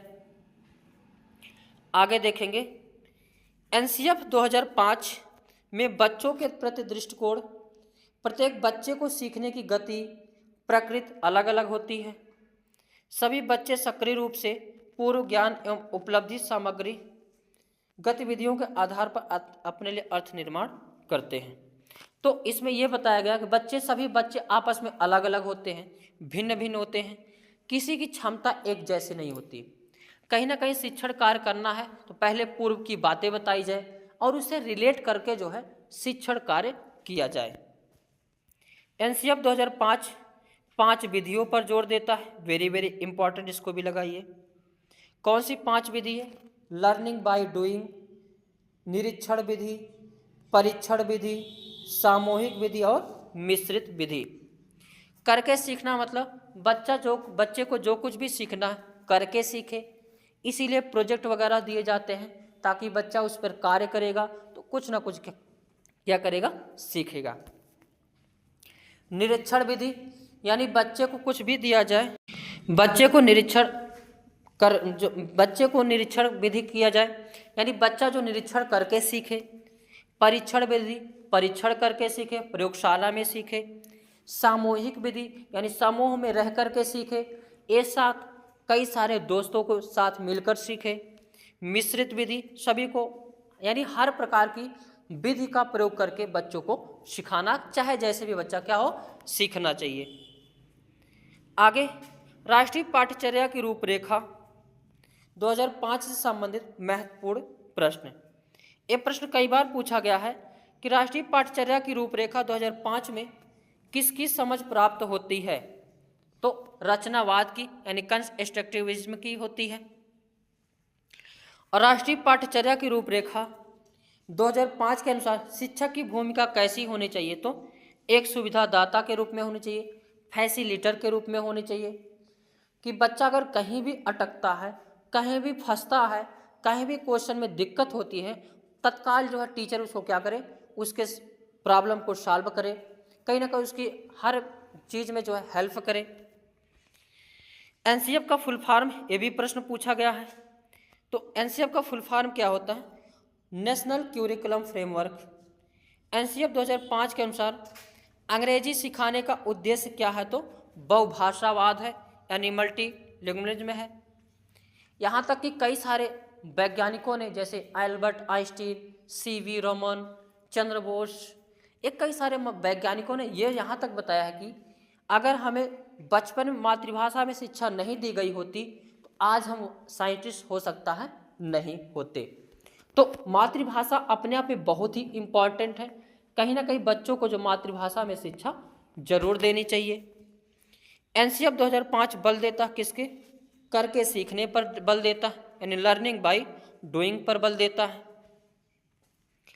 आगे देखते हैं। तो आज के सेशन यहीं पर समाप्त होते हैं, मिलेंगे नेक्स्ट वीडियो में। तब तक के लिए जय हिंद, जय भारत। जय हिंद। हेलो फ्रेंड्स, कैसे हो आप सब लोग? तो आज के सेशन में हम बात करने वाले हैं वाइगोत्स्की के सामाजिक सांस्कृतिक सिद्धांत के बारे में। ये अपने आप में वेरी इंपॉर्टेंट सेशन है, क्योंकि यहाँ से बहुत सारे प्रश्न जो है एग्जाम में देखने को मिलते हैं। जैसे वाइगोत्स्की हो गए, जीन पियाजे हो गए, स्किनर हो गए, ऐसे कई 5-6 जो मनोवैज्ञानिक वेरी वेरी इंपॉर्टेंट हैं, जहाँ से प्रश्न जरूर आते हैं। तो इसको स्टार्ट से करने से पहले कुछ बातें बता दें। आप सभी लोग को सीटेट या यूपी टेट के नोट्स चाहिए तो इस पर मैसेज कर सकते हैं, जिसमें आप सभी को previous year question, test question, CTET question, UP TET question, NCERT plus competition किताबों के निचोड़ रहेगा और सारा चीज़ नए सिलेबस के अनुसार रहेगा। और इसको आप सभी लोग देखने के बाद 100% जो है सफलता निश्चित है। अगर नहीं विश्वास हो तो इस सेशन को पूरा कंप्लीट देख लेना। इसके बाद जो है जो है वाइगोत्स्की महोदय के पीवाई को हल करना।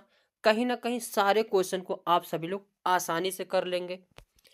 तो चलते हैं और चैनल को सब्सक्राइब कर लें, क्योंकि सभी को जो है यूपी जो है सीटेट का जो है पेपर का तैयारी आप सभी को इस यूट्यूब चैनल पर मिल जाएगा। लगभग 60 से 65 वीडियो बनाएंगे और भी छोटा छोटा वीडियो रहेगा।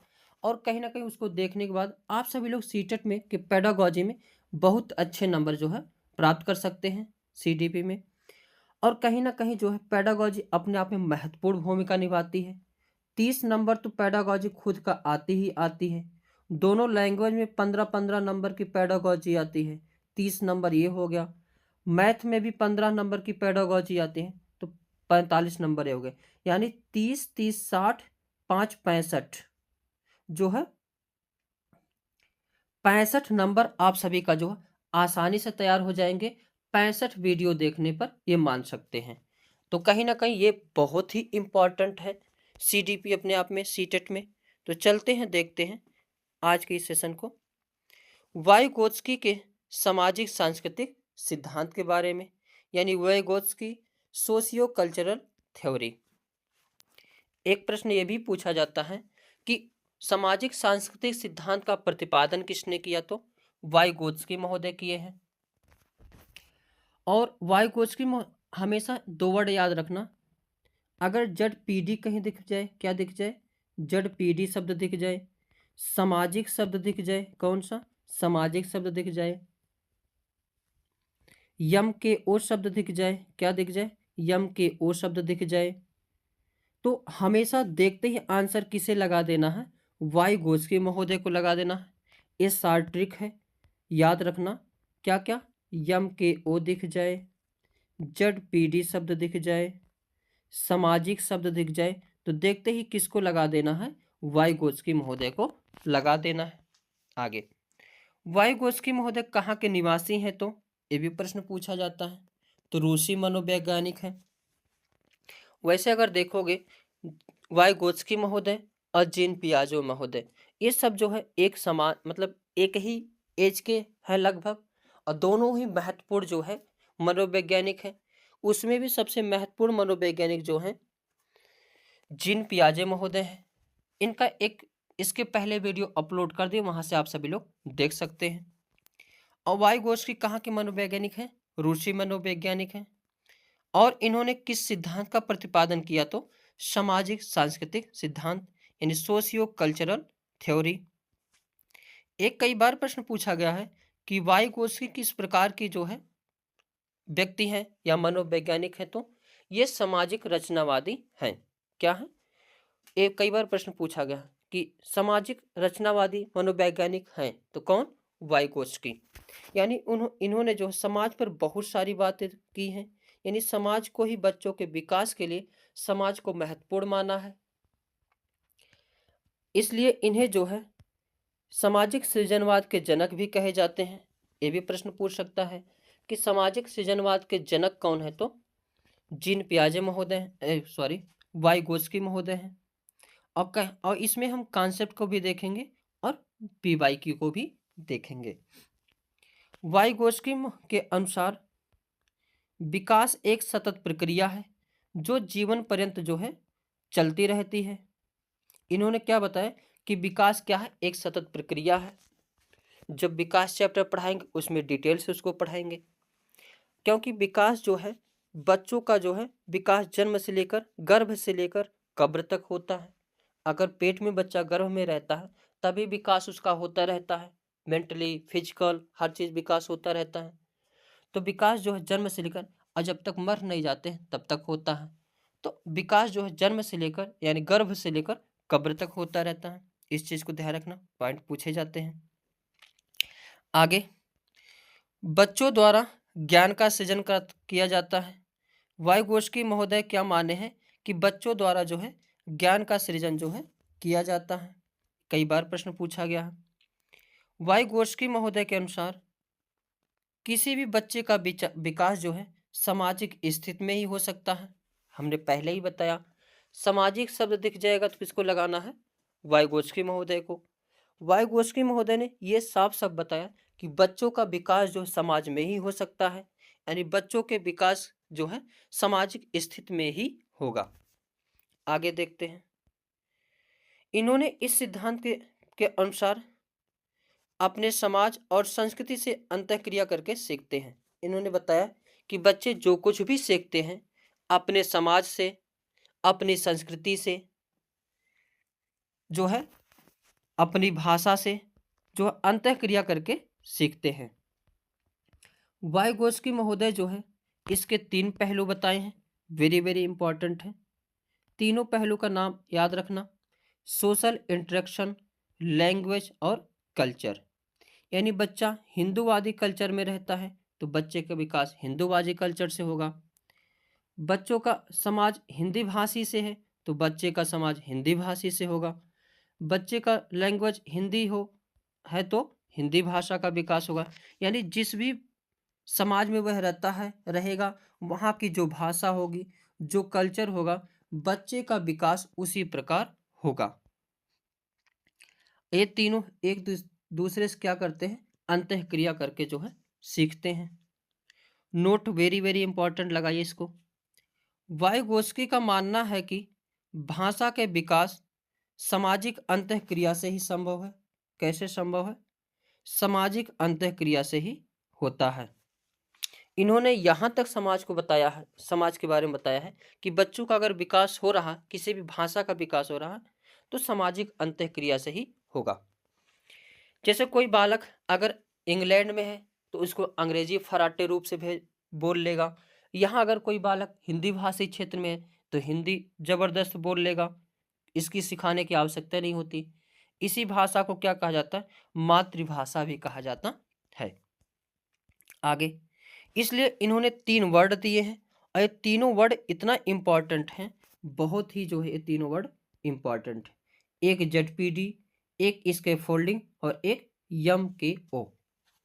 जेडपीडी क्या होता है? Zone of proximal development. Detail से अभी जानेंगे, लेकिन ये चीज जानते रहना। जेडपीडी का फुल फॉर्म क्या होता है? Zone of proximal development. एक वर्ड होता है इसके फोल्डिंग। इसका फोल्डिंग मतलब होता है पाढ़ या ढांचा। क्या होता है? पाढ़ या ढांचा। यम के ओ का फुल फॉर्म क्या होता है? More knowledge other. ये सारे प्रश्न पूछे गए। एम के ओ का फुल फॉर्म पूछा गया है। इसके फोल्डिंग क्या होता है पूछा गया है। जेडपीडी का फुल फॉर्म पूछा गया है।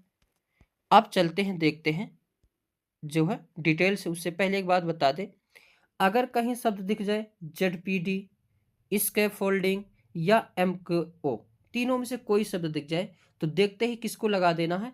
वाइगोत्स्की महोदय को लगा देना है। अगर कहीं सामाजिक शब्द दिख जाए तो किसको लगा देना है? वाइगोत्स्की महोदय को जो है लगा देना। वो अपने आप क्वेश्चन क्या हो जाएगा? सही हो जाएगा। अब देखते हैं पहला, जोन ऑफ प्रॉक्सिमल डेवलपमेंट यानी जेडपीटी। यहाँ पे जेडपीटी रहेगा। हिंदी में कहते हैं समीपस्थ निकट विकास का क्षेत्र, यानी वास्तविक विकास के स्तर तक संभावित विकास के स्तर के बीच के अंतर को समीपस्थ विकास का क्षेत्र कहा जाता है। वेरी वेरी इंपॉर्टेंट, इसको लगाइए। क्या है? वास्तविक विकास तक संभावित वास्तविक विकास के स्तर और संभावित विकास के अंतर के बीच जो है का क्षेत्र होता है, वही क्या कहलाता है? जेडपीडी कहलाता है। जैसे यहाँ पे अगर देख लेंगे थोड़ा सा, इस उदाहरण को समझ के फिर आगे बढ़ चलते हैं। जैसे यहाँ पे बच्चा है, साइकिल चला रहा लेकिन चला नहीं पाएगा। अब बच्चे का वास्तविक विकास क्या है? साइकिल चला नहीं पाएगा। लेकिन उसका संभावित विकास क्या है? चलाने का प्रयास कर रहा है। तो उसमें इसके पापा जो है क्या कर रहे हैं? सहयोग कर रहे हैं। यही क्या होता है? जेडपीडी होता है। जैसे यहाँ एक बिटिया जो है साइकिल सीख रही है, अब इसको उसकी मम्मी जो है सिखा रही है, तो इसके अंतर को ही क्या कहा जाता है? जेडपीडी कहा जाता है। जैसे सीटेट में पास होने के लिए 90 अंक जरूरी है। क्या है? 90 अंक जरूरी है। लेकिन जो बच्चों का जो है विश्वास है, बच्चे को जो आता नंबर है, मान लेता हूँ 90 तक नहीं जा पाएगा, कुछ उससे पहले जा पाएगा। लेकिन हमारे वीडियो देख करके या विजय सर के सहयोग से वह बच्चा 120 नंबर पा गया, यानी किसी के सपोर्ट से 120 नंबर पा गया। तो बीच का जो गैप है, यही क्या कहलाता है? जेडपीडी कहलाता है। यानी उसका वास्तविक विकास कितना है? 90 नंबर से कम है। और किसी के सहयोग से, यानी विजय सर के सहयोग से जो है, या विजय एकेडमी के सहयोग से जो है, वह 120 नंबर पा गया। तो यही बीच का जो गैप है, यही क्या है? जेडपीडी है। आगे दूसरा वर्ड देखते हैं, यम के ओ। क्या है? एम के ओ दूसरा वर्ड है। यम के ओ फुल फॉर्म क्या होता है? More knowledge other. वाइगोस्की महोदय ने बताया कि बच्चे को जो है यम के ओ सिखा सकता है। अब इसको उदाहरण से देखते हैं।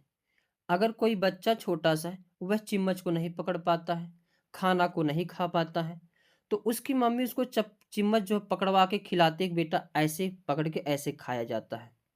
तो कहीं ना कहीं इसकी मम्मी को आता है कि नहीं? तो मोर नॉलेज अदर मतलब ये होता है, जो भी सहयोग करेगा वह कहीं ना कहीं इससे ज़्यादा जानकार होगा, तभी वह क्या करेगा? सहयोग करेगा। यम के अंदर टीचर आ सकता है, पेरेंट्स आ सकते हैं, फ्रेंड्स आ सकते हैं, यानी कोई भी हो सकता है। बट जो है क्या होना चाहिए? इससे ज़्यादा जानकारी होनी चाहिए। अब जैसे यहाँ बिटिया सीख रही है साइकिल, नहीं चला पा रही है, तो कहीं ना कहीं उसकी मम्मी जो उसको सिखा रही हैं, तो कहीं ना कहीं उसको मम्मी को जो इससे ज़्यादा नॉलेज है। यही क्या है? मोर नॉलेज अदर, यानी एम के ओ है। प्रश्न ऐसे ही पूछा जाता है, निम्न में से एम के ओ कौन होता है? आगे तीसरा वर्ड था पाढ़ या ढांचा। क्या था? पाढ़ या ढांचा। यह क्या है? तो वयस्क द्वारा दी जाने वाली सपोर्ट को पाढ़ या ढांचा कहते हैं। अब जैसे यहाँ बच्चा जो चम्मच नहीं पकड़ पा रहा, तो उसकी मम्मी सहयोग कर रही है। इसी सहयोग करने की को क्या कहा जाता है? पाढ़ या ढांचा। अब ये जो बिटिया साइकिल नहीं चला पा रही है, तो उसकी मम्मी सहयोग कर रही है, तो यही क्या है, सहयोग करना, पाड़ या ढांचा। अब जो सहयोग करवा रहा वो यम के ओ है, और इस बीच का जो अंतर है उसको ZPD कहते हैं। आगे वाइगोस्की महोदय के अनुसार भाषा पर जो इनके विचार देखते हैं। वेरी वेरी इंपॉर्टेंट, इसको भी लगाइए। वाइगोस्की महोदय के अनुसार भाषा और चिंतन शुरू में अलग अलग होते हैं, लेकिन बाद में वे एक साथ हो जाते हैं। वाइगोस्की महोदय ने क्या कहा कि भाषा जो है अलग होती है, चिंतन अलग होते हैं, लेकिन वो धीरे धीरे बाद में जो है दोनों एक साथ हो जाते हैं। वेरी इंपॉर्टेंट, ये चीज़ याद रखना।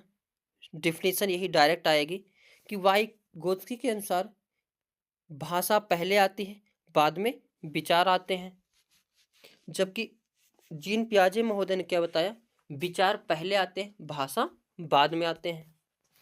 लेकिन वाइगोत्स्की महोदय क्या बताए हैं कि भाषा पहले आती है और जो है विचार बाद में आते हैं। वाइगोत्स्की महोदय ने भाषा के 3 रूप बताए हैं। वेरी वेरी इंपॉर्टेंट लगाइए इसको, एक कई बार प्रश्न पूछा जाता है कि भाषा के कितने रूप जो है वाइगोत्स्की महोदय बताए हैं, तो 3 रूप बताए हैं। कौन कौन सा तीनों रूप है? सोशल स्पीच, प्राइवेट स्पीच और silent inner speech. Social speech क्या होता है, यानी सामाजिक भाषा। प्राइवेट स्पीच क्या होती है, यानी अकेले की भाषा, अकेले बुदबुदाना। साइलेंट इनर भाषा क्या होती है, ये कुछ कुछ कहते हुए अपने कार्य को करता है। अब सोशल स्पीच क्या होता है, जो सामाजिक रूप वाली बातें हैं, यानी समाज में जो प्रचलित स्पीच है, भाषा है, वह क्या कहलाती है, सामाजिक भाषा कहलाती है।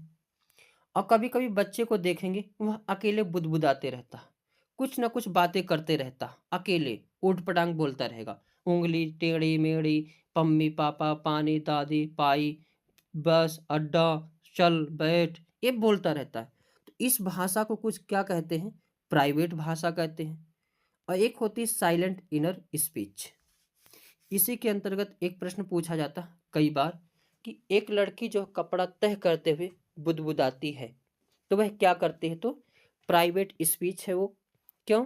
क्योंकि वो बोल करके अपने कपड़े को तह कर रही है, यानी सोच रही है कि कपड़े को ऐसे रखे या ऐसे रखे, कपड़े को यहाँ रख दे, ऐसे मोड़े, यहाँ पे रख दे, वहाँ रख दे। तो ये कौन सी भाषा होती है, प्राइवेट स्पीच होती है।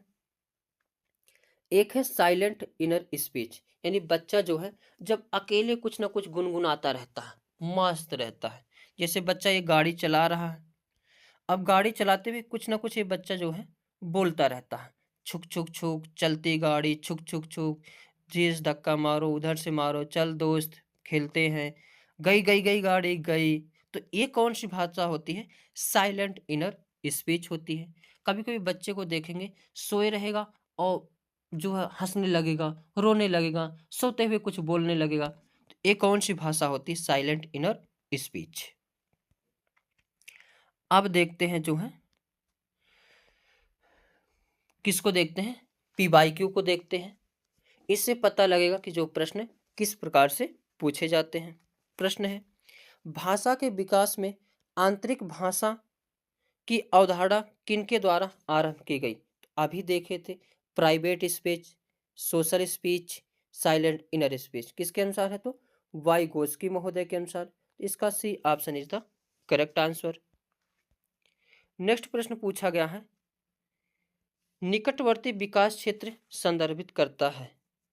अब निकटवर्ती विकास क्षेत्र यानी ZPD उस चरण को जब अधिकतम विकास संभव हो, उस विकासात्मक चरण को जब बच्चा सीखने की पूरी जिम्मेदारी लेता है, एक संदर्भ को जिसमें बच्चे सहयोग के सही स्तर के साथ कोई कार्य लगभग स्वयं कर सकते हैं, उस सीखने के बिंदु को जब सहयोग वापस लिया जाए, तो वापस तो करना ही नहीं है, A भी नहीं होगा, B भी नहीं होगा और D भी नहीं होगा। तो इसका कौन सा ऑप्शन हो जाएगा, C option is the correct answer हो जाएगा। अभी हमने बताया था कोई बालक पढ़ता है 90 नंबर से कम ला सकता है, लेकिन विजय एकेडमी जो है यूट्यूब चैनल से पढ़ा या विजय सर से सीधी भी पढ़ लिया, वह 120 नंबर पा गया। तो 120 नंबर जो है पा गया, तो इसी बीच का जो गैप होता है उसी को क्या कहते हैं, ZPD, निकटवर्ती विकास का क्षेत्र कहते हैं। इसका क्या होगा, C option is the correct answer. यहां पास होना नहीं, टारगेट होना चाहिए 120 प्लस। आगे प्रश्न है, लेव वाइगोत्स्की के अनुसार आधारभूत मानसिक क्षमताओं को मुख्य रूप से किसके द्वारा उच्चतर संज्ञानात्मक प्रक्रियाओं में बदला जाता जाता है। अब देखो यहाँ पे आए हैं लेव वाइगोत्स्की महोदय, तो संज्ञानात्मक विकास से संबंधित तो जीन पियाजे महोदय, लेकिन ये प्रश्न लेव वाइगोत्स्की के अनुसार पूछ रहा है। तो हमने क्या बताया है, लेव वाइगोत्स्की के लिए हमेशा याद करना क्या, सामाजिक शब्द। क्या याद करना, सामाजिक शब्द। पुरस्कार दंड तो स्किनर महोदय हैं, अनुकूलन से तो जो है स्किनर महोदय हैं, उद्दीपन क्रिया कुछ नहीं, तो इसमें क्या हो जाएगा, option A is the correct answer, सामाजिक पारस्परिक क्रिया, क्योंकि वाइगोत्स्की का इसमें नाम दिया गया है। आगे नेक्स्ट प्रश्न पूछा गया था, ये सब PYQ है प्रश्न। मौखिक संवाद जो बच्चे अपने आप से करते हैं उन्हें वाइगोत्स्की क्या कहते हैं। तो अब क्या है, अपने आप से बच्चा बातें कर रहा तो भ्रांत वार्ता नहीं, समस्यात्मक नहीं, अहम केंद्रित नहीं। अहम केंद्रित वर्ड तो किस में आता है, जीन पियाजे महोदय में आता है, लेकिन यहाँ वाइगोत्स्की नाम शब्द आ गया है, तो इन्होंने 3 भाषा की बातें की, प्राइवेट, साइलेंट और सोशल। तो यहाँ पे क्या हो जाएगा, प्राइवेट स्पीच यानी व्यक्तिगत वार्ता, यानी ए option is the correct answer. Next प्रश्न देखते हैं, लेव वाइगोत्स्की के अनुसार संज्ञानात्मक विकास का मूल कारण क्या है। तो इसके अभी एक क्वेश्चन पहले भी आ गया था, संतुलन नहीं, क्योंकि लेव वाइगोत्स्की नाम लिया गया है। संतुलन शब्द दिखेगा तो जीन पियाजे को मारना है। उद्दीपन ये भी नहीं, ये भी नहीं, तो इसका B option is the correct answer हो जाएगा, यानी सामाजिक अन्योन क्रिया, क्योंकि लेव वाइगोत्स्की महोदय ने बताया कि बच्चे का सभी प्रकार के विकास जो है समाज से ही होता है, तो इसका B option is the correct answer. Next question है, जोन ऑफ प्रॉक्सिमल डेवलपमेंट यानी ZPD क्या है, ZPD का प्रत्यय किसने दिया है। अभी हमने ट्रिक बताया था, ZPD शब्द दिख जाए तो किसको लगा देना, वाइगोत्स्की महोदय को लगा देना, इसका D option is the correct answer. Next प्रश्न है, निकटस्थ विकास के क्षेत्र की अवधारणा का प्रस्ताव किसने रखा। तो अभी हमने बताया ZPD के कौन है, वाइगोत्स्की महोदय, तो B option is the correct answer. तो आज के सेशन में बस इतना ही, आशा है ये वीडियो सभी को अच्छा लगा होगा। मिलेंगे नेक्स्ट वीडियो में, तब तक के लिए जय हिंद, जय भारत। जय हिंद। हेलो फ्रेंड्स, कैसे हो आप सब लोग। तो आज के सेशन में हम बात करेंगे अंडर स्टैंडिंग टीचिंग लर्निंग, और ये session very very very important है। यहाँ से जो है सीटेट में प्रश्न जो है जरूर देखने को मिलते हैं। सब लोग जीन पियाजे, वाइगोत्स्की और इन सभी को लगातार पढ़ते हैं, और कहीं ना कहीं कुछ ऐसे ऐसे टॉपिक हैं जिनको सब लोग छोड़ देते हैं, और कहीं ना कहीं यहाँ से जो है बहुत ही सारे प्रश्न जो है पूछे जाते हैं। तो चलते हैं, स्टार्ट करते हैं, देखते हैं अधिगम क्या होता है, अधिगम कैसे होता है, अधिगम अधिगम क्या है, इनके बारे में पूरा डिटेल से जानेंगे। और एक कहीं ना कहीं जो है सीटेट के लिए जो है वेरी इंपॉर्टेंट सेशन होगा, चाहे सीटेट हो, चाहे टेट हो, या किसी भी स्टेट का जो है टेट हो, या कोई भी टीचिंग एग्जाम हो, सभी के लिए ये वेरी वेरी इंपॉर्टेंट सेशन है, यानी लर्निंग यानी ये अधिगम। अब ये सबसे वेरी वेरी इंपॉर्टेंट इस परिभाषा को लगाइए, क्योंकि ये परिभाषा इतना इंपॉर्टेंट है, कोई ऐसा एग्जाम हो ही नहीं सकता सीटेट या टीचिंग का जिसमें ये पॉइंट ना पूछा जाए।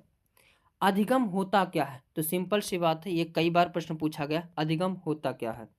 तो अधिगम जो है अनुभव द्वारा व्यवहार में अपेक्षाकृत अस्थायी परिवर्तन जो है अधिगम कहलाता है। इस चीज को ध्यान देना, अधिगम तभी कहलाएगा जब अस्थायी परिवर्तन हो। अगर अस्थायी परिवर्तन नहीं होता है तो कोई अधिगम नहीं होता है। ये परिभाषा कई बार पूछी गई है। आगे लर्निंग प्रोसेस देखेंगे, यानी जो अधिगम होता है उसका प्रोसेस क्या है उसके बारे में देखेंगे। हर एक लाइन जो इसमें लिखा गया है वेरी वेरी इंपॉर्टेंट लाइन है, इस चीज़ को ध्यान रखना। अधिगम जन्म से लेकर मृत्यु तक चलने वाली प्रक्रिया है। तो अधिगम क्या है?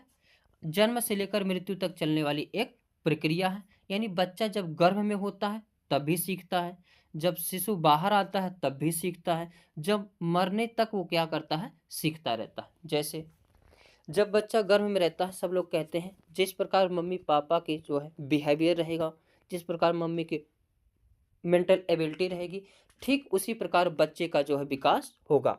और जब बच्चा जन्म ले लेगा, जिस वातावरण में रहेगा, तो जैसा उसका वातावरण रहेगा उसी प्रकार उसका विकास होगा। यानी अगर हिंदू परिवार का बच्चा है तो हिंदू जैसा रहेगा, मुस्लिम परिवार का तो मुस्लिम जैसा, यानी जिस समाज में बच्चा रहेगा बिल्कुल उसी प्रकार से वह क्या करेगा, सीखेगा, अधिगम करेगा। अधिगम मुख्य रूप से एक सामाजिक प्रक्रिया है, यानी बच्चा जो है, या अधिगम क्या है, एक प्रकार का सामाजिक प्रक्रिया है। यानी जैसे समाज में प्रक्रिया है, जिस जिस समाज में बच्चा रहेगा ठीक उसी प्रकार उसका जो है अधिगम होगा। हिंदी भाषी में है तो हिंदी भाषा का विकास होगा, इंग्लिश भाषा में है तो इंग्लिश भाषा का विकास होगा, उर्दू भाषा में तो उर्दू भाषा का विकास होगा। सीखना अनुकूल की प्रक्रिया, अनुकूलन की प्रक्रिया यानी अडॉप्टेशन है। अब सीखना जो है इसलिए अनुकूलन है, यदि सीख रहे हो, यानी जैसे कोई बच्चा है वह कोई भी काम किया और वो अच्छा काम कर दिया, खोज का काम कर दिया, तो उसको पुरस्कार मिलेगा, शाबाशी मिलेगा, जहाँ से सब लोग आएंगे उसको जो है शाबाशी देंगे। तो कहीं ना कहीं उसके अंदर जो अनुकूल की भावना होगी तो उसको और बढ़िया से करने का प्रयास करेगा, उसमें और चीज़ सीखेगा। लेकिन अगर कोई काम ऐसा कर दिया जो सामाजिक रूप से नैतिक नहीं यानी अनैतिक है, तो बच्चा जो उसके को जो है तब उसको बच्चे को डांट पड़ेगी, फटकार पड़ेगी, लात पड़ेगी, मार पड़ेगी, तो वह बच्चा उस चीज़ को क्या करेगा, छोड़ देगा, नहीं सीखेगा। सीखना सार्वभौमिक है, सार्वभौमिक यानी यूनिवर्सल है। अब सार्वभौमिक इसलिए है, अगर कहीं ना कहीं आप सभी लोग जा रहे हो तो कुछ ना कुछ सीखते रहेंगे, अगर रोड पे हो तो बोर्ड लिखा रहेगा, वहाँ कुछ सीखने को मिलेगा, जंगल में जा रहे हो वहाँ भी बंदर सब चीज़ जानवर हैं, पशु पक्षी हैं, वहाँ भी कुछ ना कुछ सीखने को मिलेगा।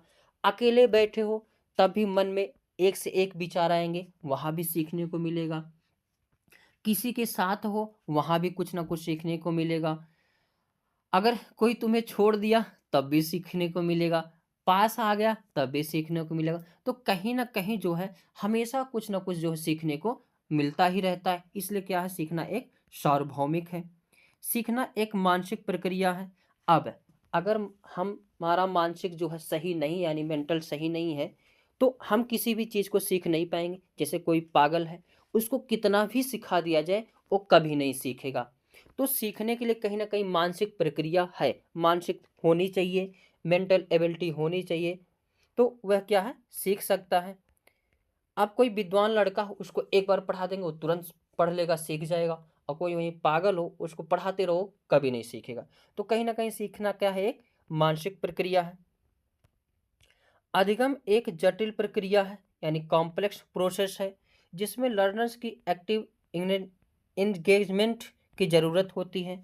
अब अधिगम एक प्रकार की जटिल प्रक्रिया, अब हम कितना भी सिखाते रहें, जब तक आप सभी लोग सीखने के लिए तैयार नहीं होंगे तब तक कभी भी आप सभी लोग सीख नहीं सकते हो। हम भले कितना भी पढ़ाए, यही आएगा, यही क्वेश्चन आएगा, यही प्रश्न में आएगा, पढ़ लो बेटा पढ़ लो, इसको याद कर लो, आप लोग कभी याद नहीं करोगे जब तक जो है अपने अंदर से तैयार नहीं होगे। हाँ, ये क्वेश्चन पूछे जाते हैं, और शंका हो तो जाके PYQ हल कर लो, अधिगम चैप्टर खोल लो, सारे पॉइंट हर एक डिट्टो पॉइंट मिलेंगे, तब आप सभी लोग मस्तिष्क में आएगा हाँ सर जी ठीक पढ़ा रहे हैं। तब क्या करोगे, इस चीज़ को सीखोगे। अगर एक बार मैं बोल दूंगा इसको बच्चा पढ़ लेना, तो धड़ाक से पढ़ लोगे, क्योंकि पूरा क्या है, मेरे ऊपर विश्वास हो जाएगा। तो कहीं ना कहीं जो है अधिगम करने के लिए एक जटिल प्रक्रिया है, कहीं ना कहीं इसमें अधिगमकर्ता को जो है एक्टिव होना पड़ेगा। और इतना तो आप सभी लोग श्योर रहिए कि जितने भी यहाँ पे टाइप या वीडियो पढ़ेंगे सब वेरी वेरी इंपॉर्टेंट है, हर एक पॉइंट से जो आपको क्वेश्चन देखने को मिलेगा। आगे, अधिगम प्रक्रिया यानी लर्निंग प्रोसेस में एरर्स, मिस्टेक और मिसकंसेप्शन जो है होना प्रासंगिक यानी रिलेवेंट है। यानी अगर कोई भी बच्चा गलती नहीं कर रहा है यानी वह कुछ नहीं सीख रहा है। यानी गलती करना एक अच्छी बात है। अगर बच्चा गलती कर रहा है सीखने में तो यानी वो बच्चा का मेंटल एबिलिटी ठीक है, बच्चा ठीक से कर रहा है। और अगर वो कुछ सीख नहीं रहा यानी कोई गलती नहीं कर रहा तो कुछ नहीं सीख रहा है। तो सीखना एक प्रकार का क्या है, होना प्रासंगिक बात है। एरर्स होना यानी जो है गलती होना, मिस्टेक होना, मिसकंसेप्शन होना, ये सब जो एक जाहिर सी बात है। यानी अधिगम प्रक्रिया में एरर्स, मिस्टेक और मिसकंसेप्शन एक पॉजिटिव वर्ड है। अब जैसे आप सभी लोग अगर क्लास ले रहे हो, किसी बच्चे से पूछे 2 चौके कितना होता, बच्चा बोला 10, तो आप लोग सोचेंगे कहीं ना कहीं इसके गुणा करने में दिक्कत है, इसको पहाड़ा याद नहीं है। तो इससे जो है गलती से पता चलता है बच्चा कहाँ पे गलती कर रहा है। तो एरर्स को आप सभी लोग अगर बच्चा गलती कर रहा है तो कभी भी डांटना नहीं है। अगर उससे गलती हो रहा या तो इसको क्या माना जाता है, एक जो है जाहिर सी बात अधिगम में होगा।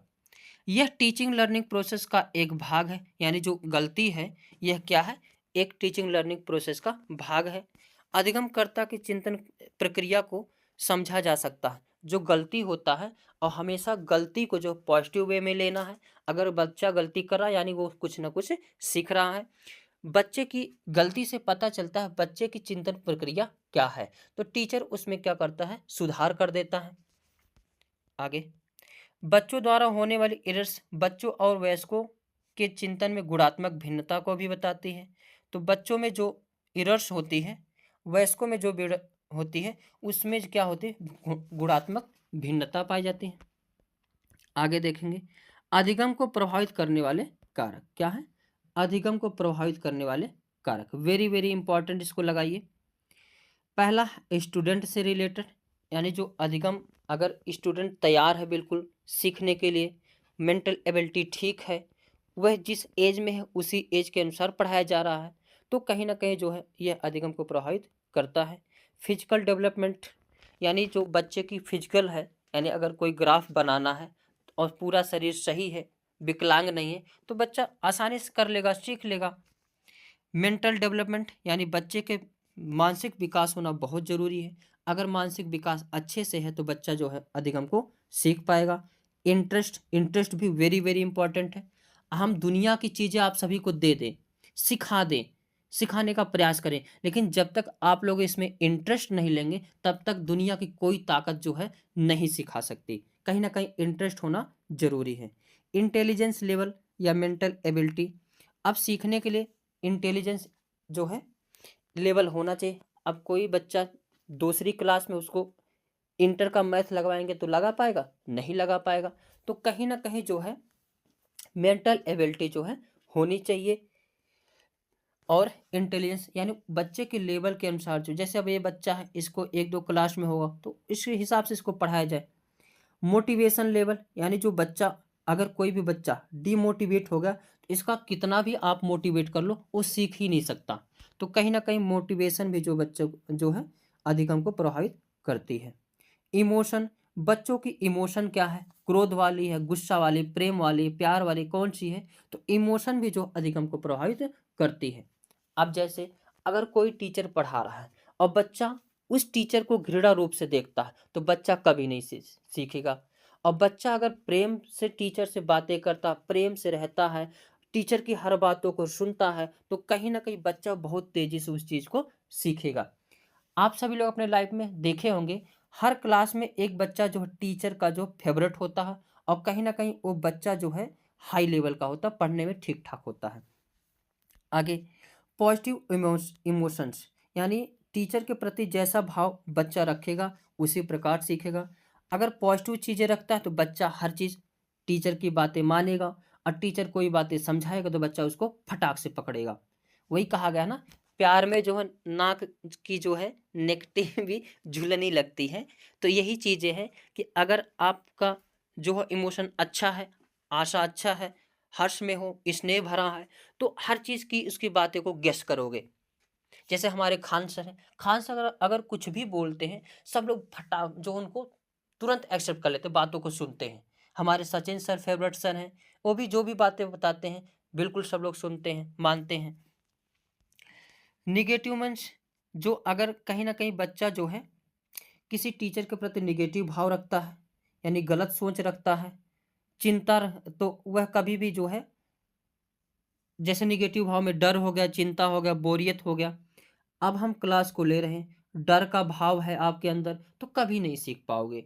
चिंता है, चिंता का भाव विकसित होगा, कभी नहीं सीख पाओगे। बोरियत लग रहा है किसी के क्लास में, तो उस क्लास को कभी नहीं सीख पाओगे। कहीं ना कहीं ये भी अधिगम को प्रभावित करता है। मैच्योरिटी, यानी बच्चे जो है, कहीं ना कहीं मैच्योरिटी होनी चाहिए। अब छोटा बालक है, कुछ कुछ चीज़ों को नहीं समझ पाएगा। अब बड़ा बालक है, कुछ कुछ चीज़ों को आसानी समझ पाएगा। तो मैच्योरिटी भी जो अधिगम को प्रभावित करती है। जो सांस्कृतिक संदर्भ, यानी जो संस्कृति है, जैसे हिंदू भाषा, अगर हिंदू बालक है तो उसको मुस्लिम की शिक्षा दी जाए तो थोड़ा सा उसको अटपट लगेगा, वो उसको ग्रहण नहीं कर पाएगा। अगर वही मुस्लिम बालक हो, उसको हिंदू वाला दिया जाए तो उसको नहीं ग्रहण कर पाएगा। तो कहीं ना कहीं सांस्कृतिक संदर्भ भी जो उसको क्या करता है, अधिगम को प्रभावित करता है। आगे दूसरा पॉइंट, टीचर से रिलेटेड, यानी टीचर की भी क्या पॉसिबिलिटी होनी चाहिए, यहाँ से भी क्वेश्चन पूछे जाते हैं। पहला, विषय का ज्ञान होना। अब कोई टीचर हो, वह जिस भी विषय का हो, उसको उस विषय का पूरा ज्ञान होना चाहिए।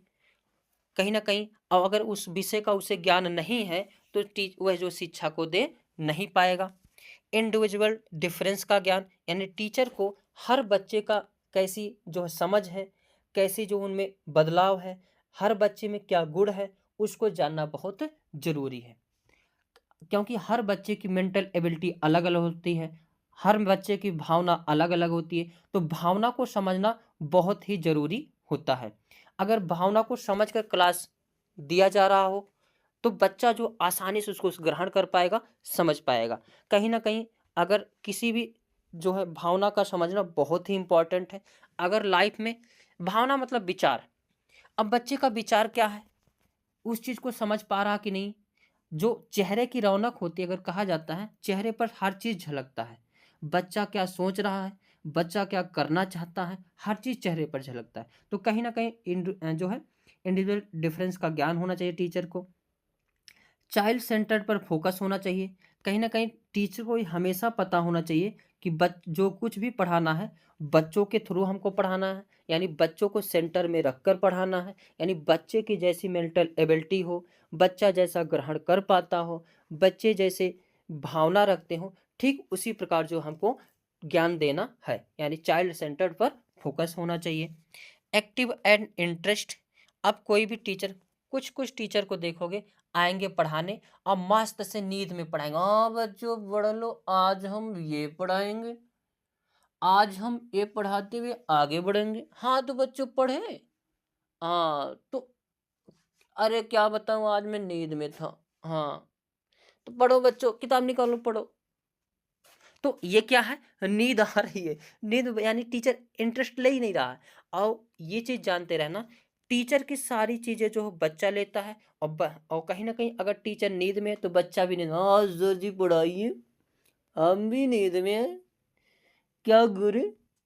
तो कहीं ना कहीं टीचर को कैसा होना चाहिए, एक्टिव होना चाहिए, इंटरेस्ट लेना चाहिए।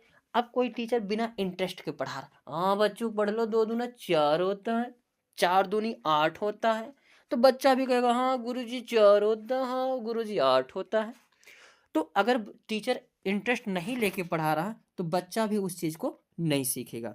तो कहीं ना कहीं टीचर को हमेशा एक्टिव होकर पढ़ाना और इंटरेस्ट लेकर, क्योंकि अधिगम तभी हो सकता है जब दोनों लोग एक्टिव हो, यानी टीचर भी और स्टूडेंट भी एक्टिव हो, तभी हो सकता है। आगे, गुड टीचिंग मेथड, यानी मेथड अच्छा होना चाहिए पढ़ाने का। ये नहीं कि बस आओ ए सर जी, ए बच्चों पढ़ो, आज क्या पढ़ना है, हम कल कहाँ पढ़ाए थे, पढ़ो निकालो किताब। तो कहीं ना कहीं जो मेथड है ना, वो अच्छे से होना चाहिए। हाँ मेरे प्यारे बच्चों, आज हम ये चीज़ पढ़ने वाले हैं, इसको बुक को निकालो, जो हमने कल बताया था उससे रिलेट करो, फिर आगे पढ़ाएंगे। तो ऐसा मेथड होना चाहिए, यानी गुड टीचिंग मेथड्स होना चाहिए। यानी टीचर को जो पता होना चाहिए कि किस मेथड का प्रयोग करें जिससे बच्चे आसानी से सीख सके। पेडागोजिकल अप्रोच, यानी शिक्षा शास्त्री उपागम, यानी टीचर को जो है शिक्षा शास्त्री उपागम का जानकारी होना चाहिए। जिससे पेडागोजी से ये होता है, बच्चे की भावनाओं को समझ में आता है, बच्चे को किस चीज़ में इंटरेस्ट ले रहे हैं या इंटरेस्ट नहीं ले रहे हैं, इन सब की समझ जो होना आवश्यक है। तीसरा है इन्वायरमेंट से संबंधित, यानी इन्वायरमेंट जो भी बहुत प्रभावित करती है अधिगम को। स्कूल का इन्वायरमेंट, अब ये तो बहुत ही महत्वपूर्ण है कि स्कूल का इन्वायरमेंट, अब जहाँ बच्चा है, अगर बगल में स्कूल के बगल में शोर वाला एरिया हो तो बच्चा कभी नहीं सीख पाएगा, इंटरेस्ट ले ही नहीं पाएगा।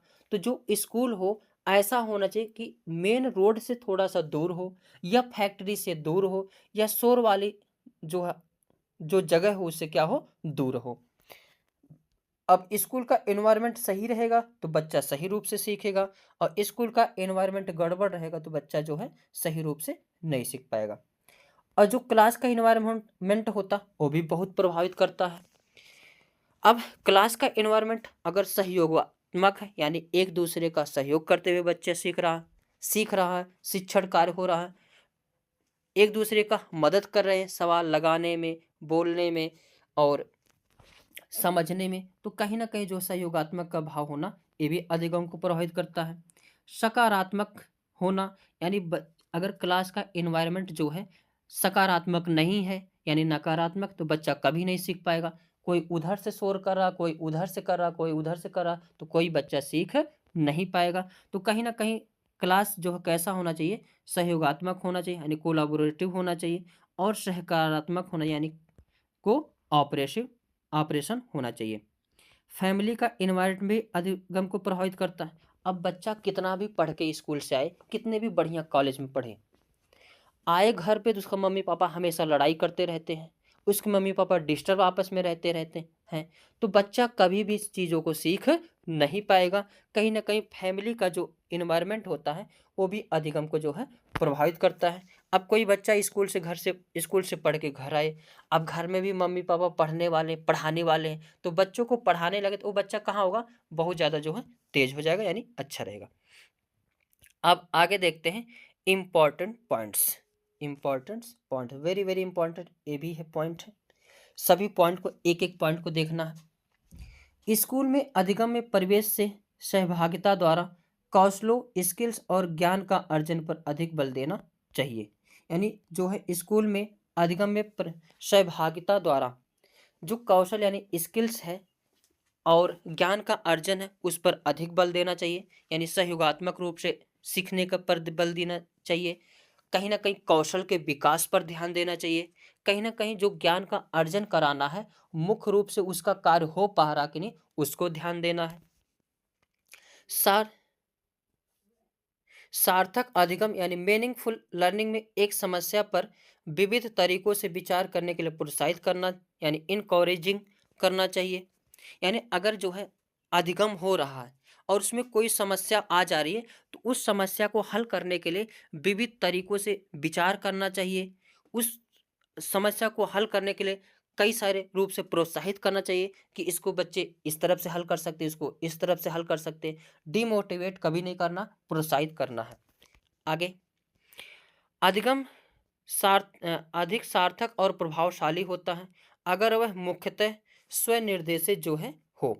यानी अगर कोई भी चीज़ हो अकेले सीख रहे हो, यानी स्वरूप से सीख रहे हो, जबरदस्ती नहीं सीख रहे हो, मन से सीख रहे हो, तो कहीं ना कहीं वह जो सार्थक होता है और प्रभावशाली होता है। जैसे अगर बच्चे को कोई काम दे दिया जाए, वह अपने से बच्चा उस काम को करे, तो कहीं ना कहीं बच्चा उस चीज़ को और अच्छे से क्या करेगा, सीखेगा। सार्थक अधिगम मीनिंगफुल में विश्लेषण, समालोचनात्मक सोच और समस्या समाधान यानी analysis, critical thinking and problem solving की प्रक्रियाएं शामिल हैं। सार्थक अधिगम क्या होता है, तो सार्थक अधिगम में जो है समालोचनात्मक सोच, यानी समालोचना सोच होनी चाहिए, यानी हर चीज़ के प्रति हर प्रकार से सोच होना चाहिए, क्या गलत है, क्या सही है, कैसे करें, कैसे ना करें।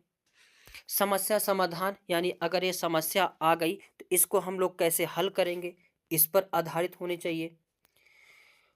प्रारंभिक कक्षाओं में शिक्षण अधिगम प्रक्रिया के लिए करके सीखना यानी लर्निंग बाय डूइंग, अगर एनसीएफ 2005 पढ़ाएंगे वहाँ भी जो है लर्निंग बाय डूइंग पर जो है बहुत ही जो है बल दिया गया है।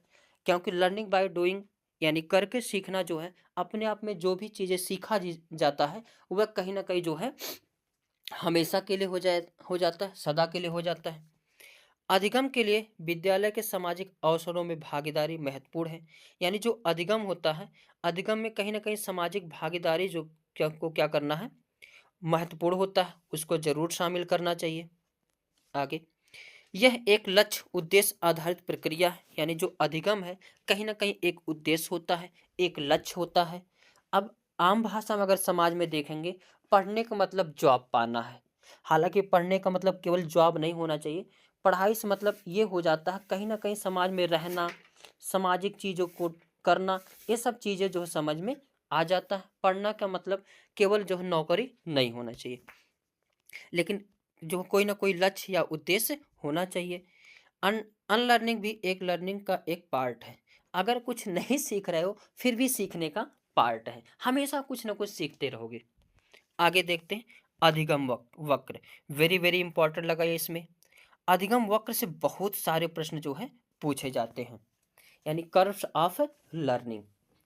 जब अधिगम की मात्रा, प्रभाव तथा क्षमता आदि को किसी माध्यम यानी ग्राफ या आरेख से प्रदर्शित किया जाता है तो वह अधिगम वक्र कहलाता है। इस डिफिनेशन को वेरी वेरी इंपॉर्टेंट लगाइए, क्योंकि ये डिफिनेशन भी जो है कई बार प्रश्न में जो है पूछे गए हैं। जब अधिगम की मात्रा, प्रभाव, क्षमता आदि को किसी माध्यम यानी ग्राफ या आरेख से प्रदर्शित किया जाता है तो वह अधिगम क्या कहलाता है, अधिगम वक्र कहलाता है। इसमें अधिगम की न्यूनता, अधिकता एवं शून्य की स्थिति को व्यक्त की जाती है। यानी वक्र से पता चलता है कि अधिगम शून्य हो रहा या अधिगम अधिकतम हो रहा या अधिकतम जो अधिगम न्यूनतम हो रहा। अधिगम वक्र कितने प्रकार के होते हैं, 4 प्रकार के होते हैं। वेरी वेरी इंपॉर्टेंट लगाइए इसको। तो अधिगम कितने प्रकार के होते हैं, 4 प्रकार से। पहला क्या है, सरल रेखी वक्र। क्या है, सरल रेखी वक्र यानी स्ट्रेट लाइन ऑफ कर्व। इसमें सीखने की गति एक समान होती है, यानी सीखने की गति और अभ्यास, और ये एक सीधी रेखा है तो इसमें क्या होता है, सीखने की गति जो है एक समान होती है। यानी कोई भी बालक जिस क्लास में बढ़ रहा उस हिसाब से वो चीज़ों को सीख रहा है, तो यह क्या होते हैं, सरल रेखी वक्र होता है। एक होता है उन्नतोदर वक्र, यानी एलिवेशन कर्व्स। इसमें सीखने की गति शुरू में तेज होती है और उच्चतम बिंदु पर पहुंचने के बाद सीखने की गति धीमी होना शुरू हो जाती है। यह क्या होता है, उन्नतोदर वक्र।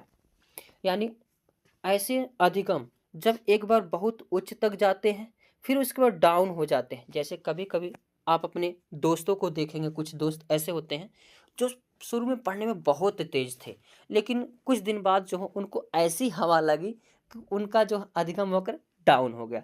तो ये वाला अधिगम वक्र क्या कहलाता है, उन्नतोदर वक्र कहलाता है। एक होता है नतोदर वक्र। क्या है, नतोदर वक्र यानी कॉन्क्रेव लर्निंग कर्व। इसमें शुरू में सीखने की गति धीमी हो जाती है, लेकिन धीरे धीरे सीखने की गति तेज होना शुरू होती है और वह उच्चतम स्तर की ओर बढ़ती है।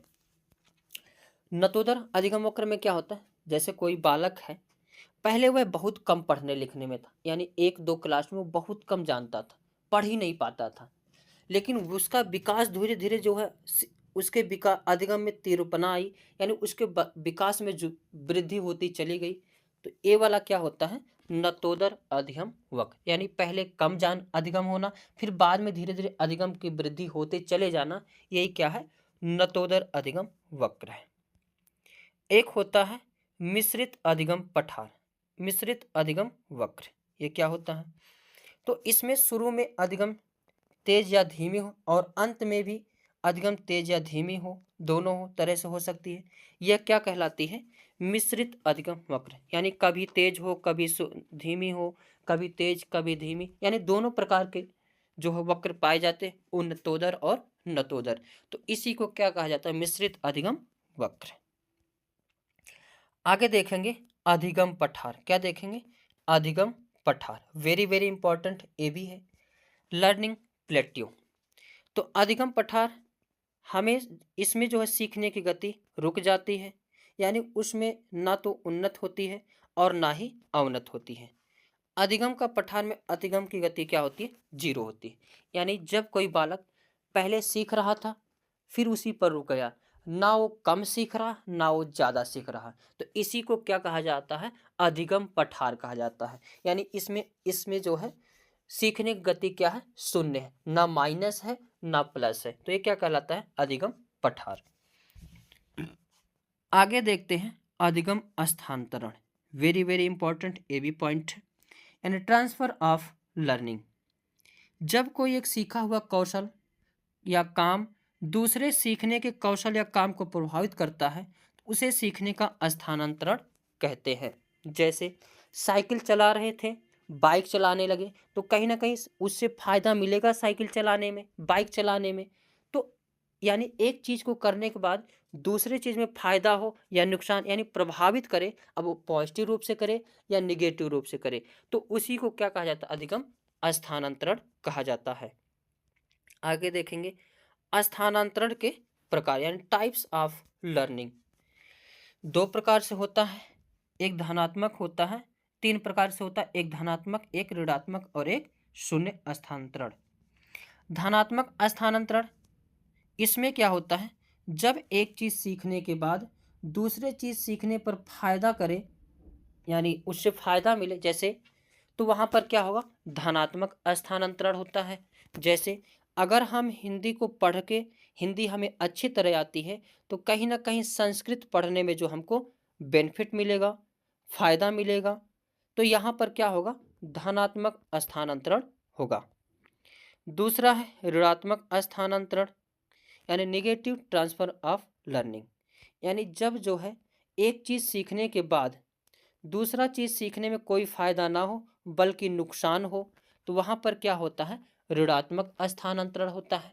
जैसे अगर हम पेडागोजी को पढ़ रहे हैं और बाद में इंग्लिश को पढ़ते हैं, किसको, इंग्लिश को पढ़ते हैं, क्या कोई फायदा होगा, कोई फायदा नहीं होगा, बल्कि क्या होगा, नुकसान होगा। तो यहाँ पर क्या होगा, जो है ऋणात्मक स्थानांतरण होगा। एक होता है शून्य स्थानांतरण, यानी ऐसा स्थानांतरण जिसमें एक चीज दूसरी चीज को प्रभावित ना करे, तो यहाँ पर क्या होता है, शून्य स्थानांतरण होता है। जैसे अगर हम साइकिल चला रहे हैं और ट्रक चलाने लगे, तो इसमें ना कोई फायदा होगा ना कोई हानि होगी। तो साइकिल चलाते हुए या ट्रक चलाते हुए इसमें एक दूसरे का कोई रिलेशन नहीं है, तो ना इसमें फायदा होगा ना ही हानि होगी, तो यह क्या होगा, शून्य स्थानांतरण कहलाता है। तो आज के सेशन में बस इतना ही। अधिगम के बारे में हम सारे चीज को कवर किए, अधिगम पठार, अधिगम वक्र, अधिगम से संबंधित टीचर के उद्देश्य, अधिगम में प्रभावित करने वाले बालक की रुचियां, अधिगम क्या है, ये सभी हर एक पॉइंट जो है वेरी वेरी वेरी इंपॉर्टेंट है। हर एक लाइन को ध्यान रखना है, कहीं ना कहीं एग्जाम से जो है यहाँ से क्वेश्चन एग्जाम में करीब 5 से 6 प्रश्न देखने को मिलेंगे। 2 से 3 प्रश्न तो पेडागोजी से मिलेंगे, 2 से 3 प्रश्न हर लैंग्वेज मिलेंगे, तो कहीं ना कहीं 5-6 प्रश्न से भी ज़्यादा जो आप सभी को इसमें पॉइंट मिल सकते हैं। तो आज के इस सेशन में बस इतना ही, मिलेंगे नेक्स्ट वीडियो, तब तक के लिए जय हिंद जय भारत।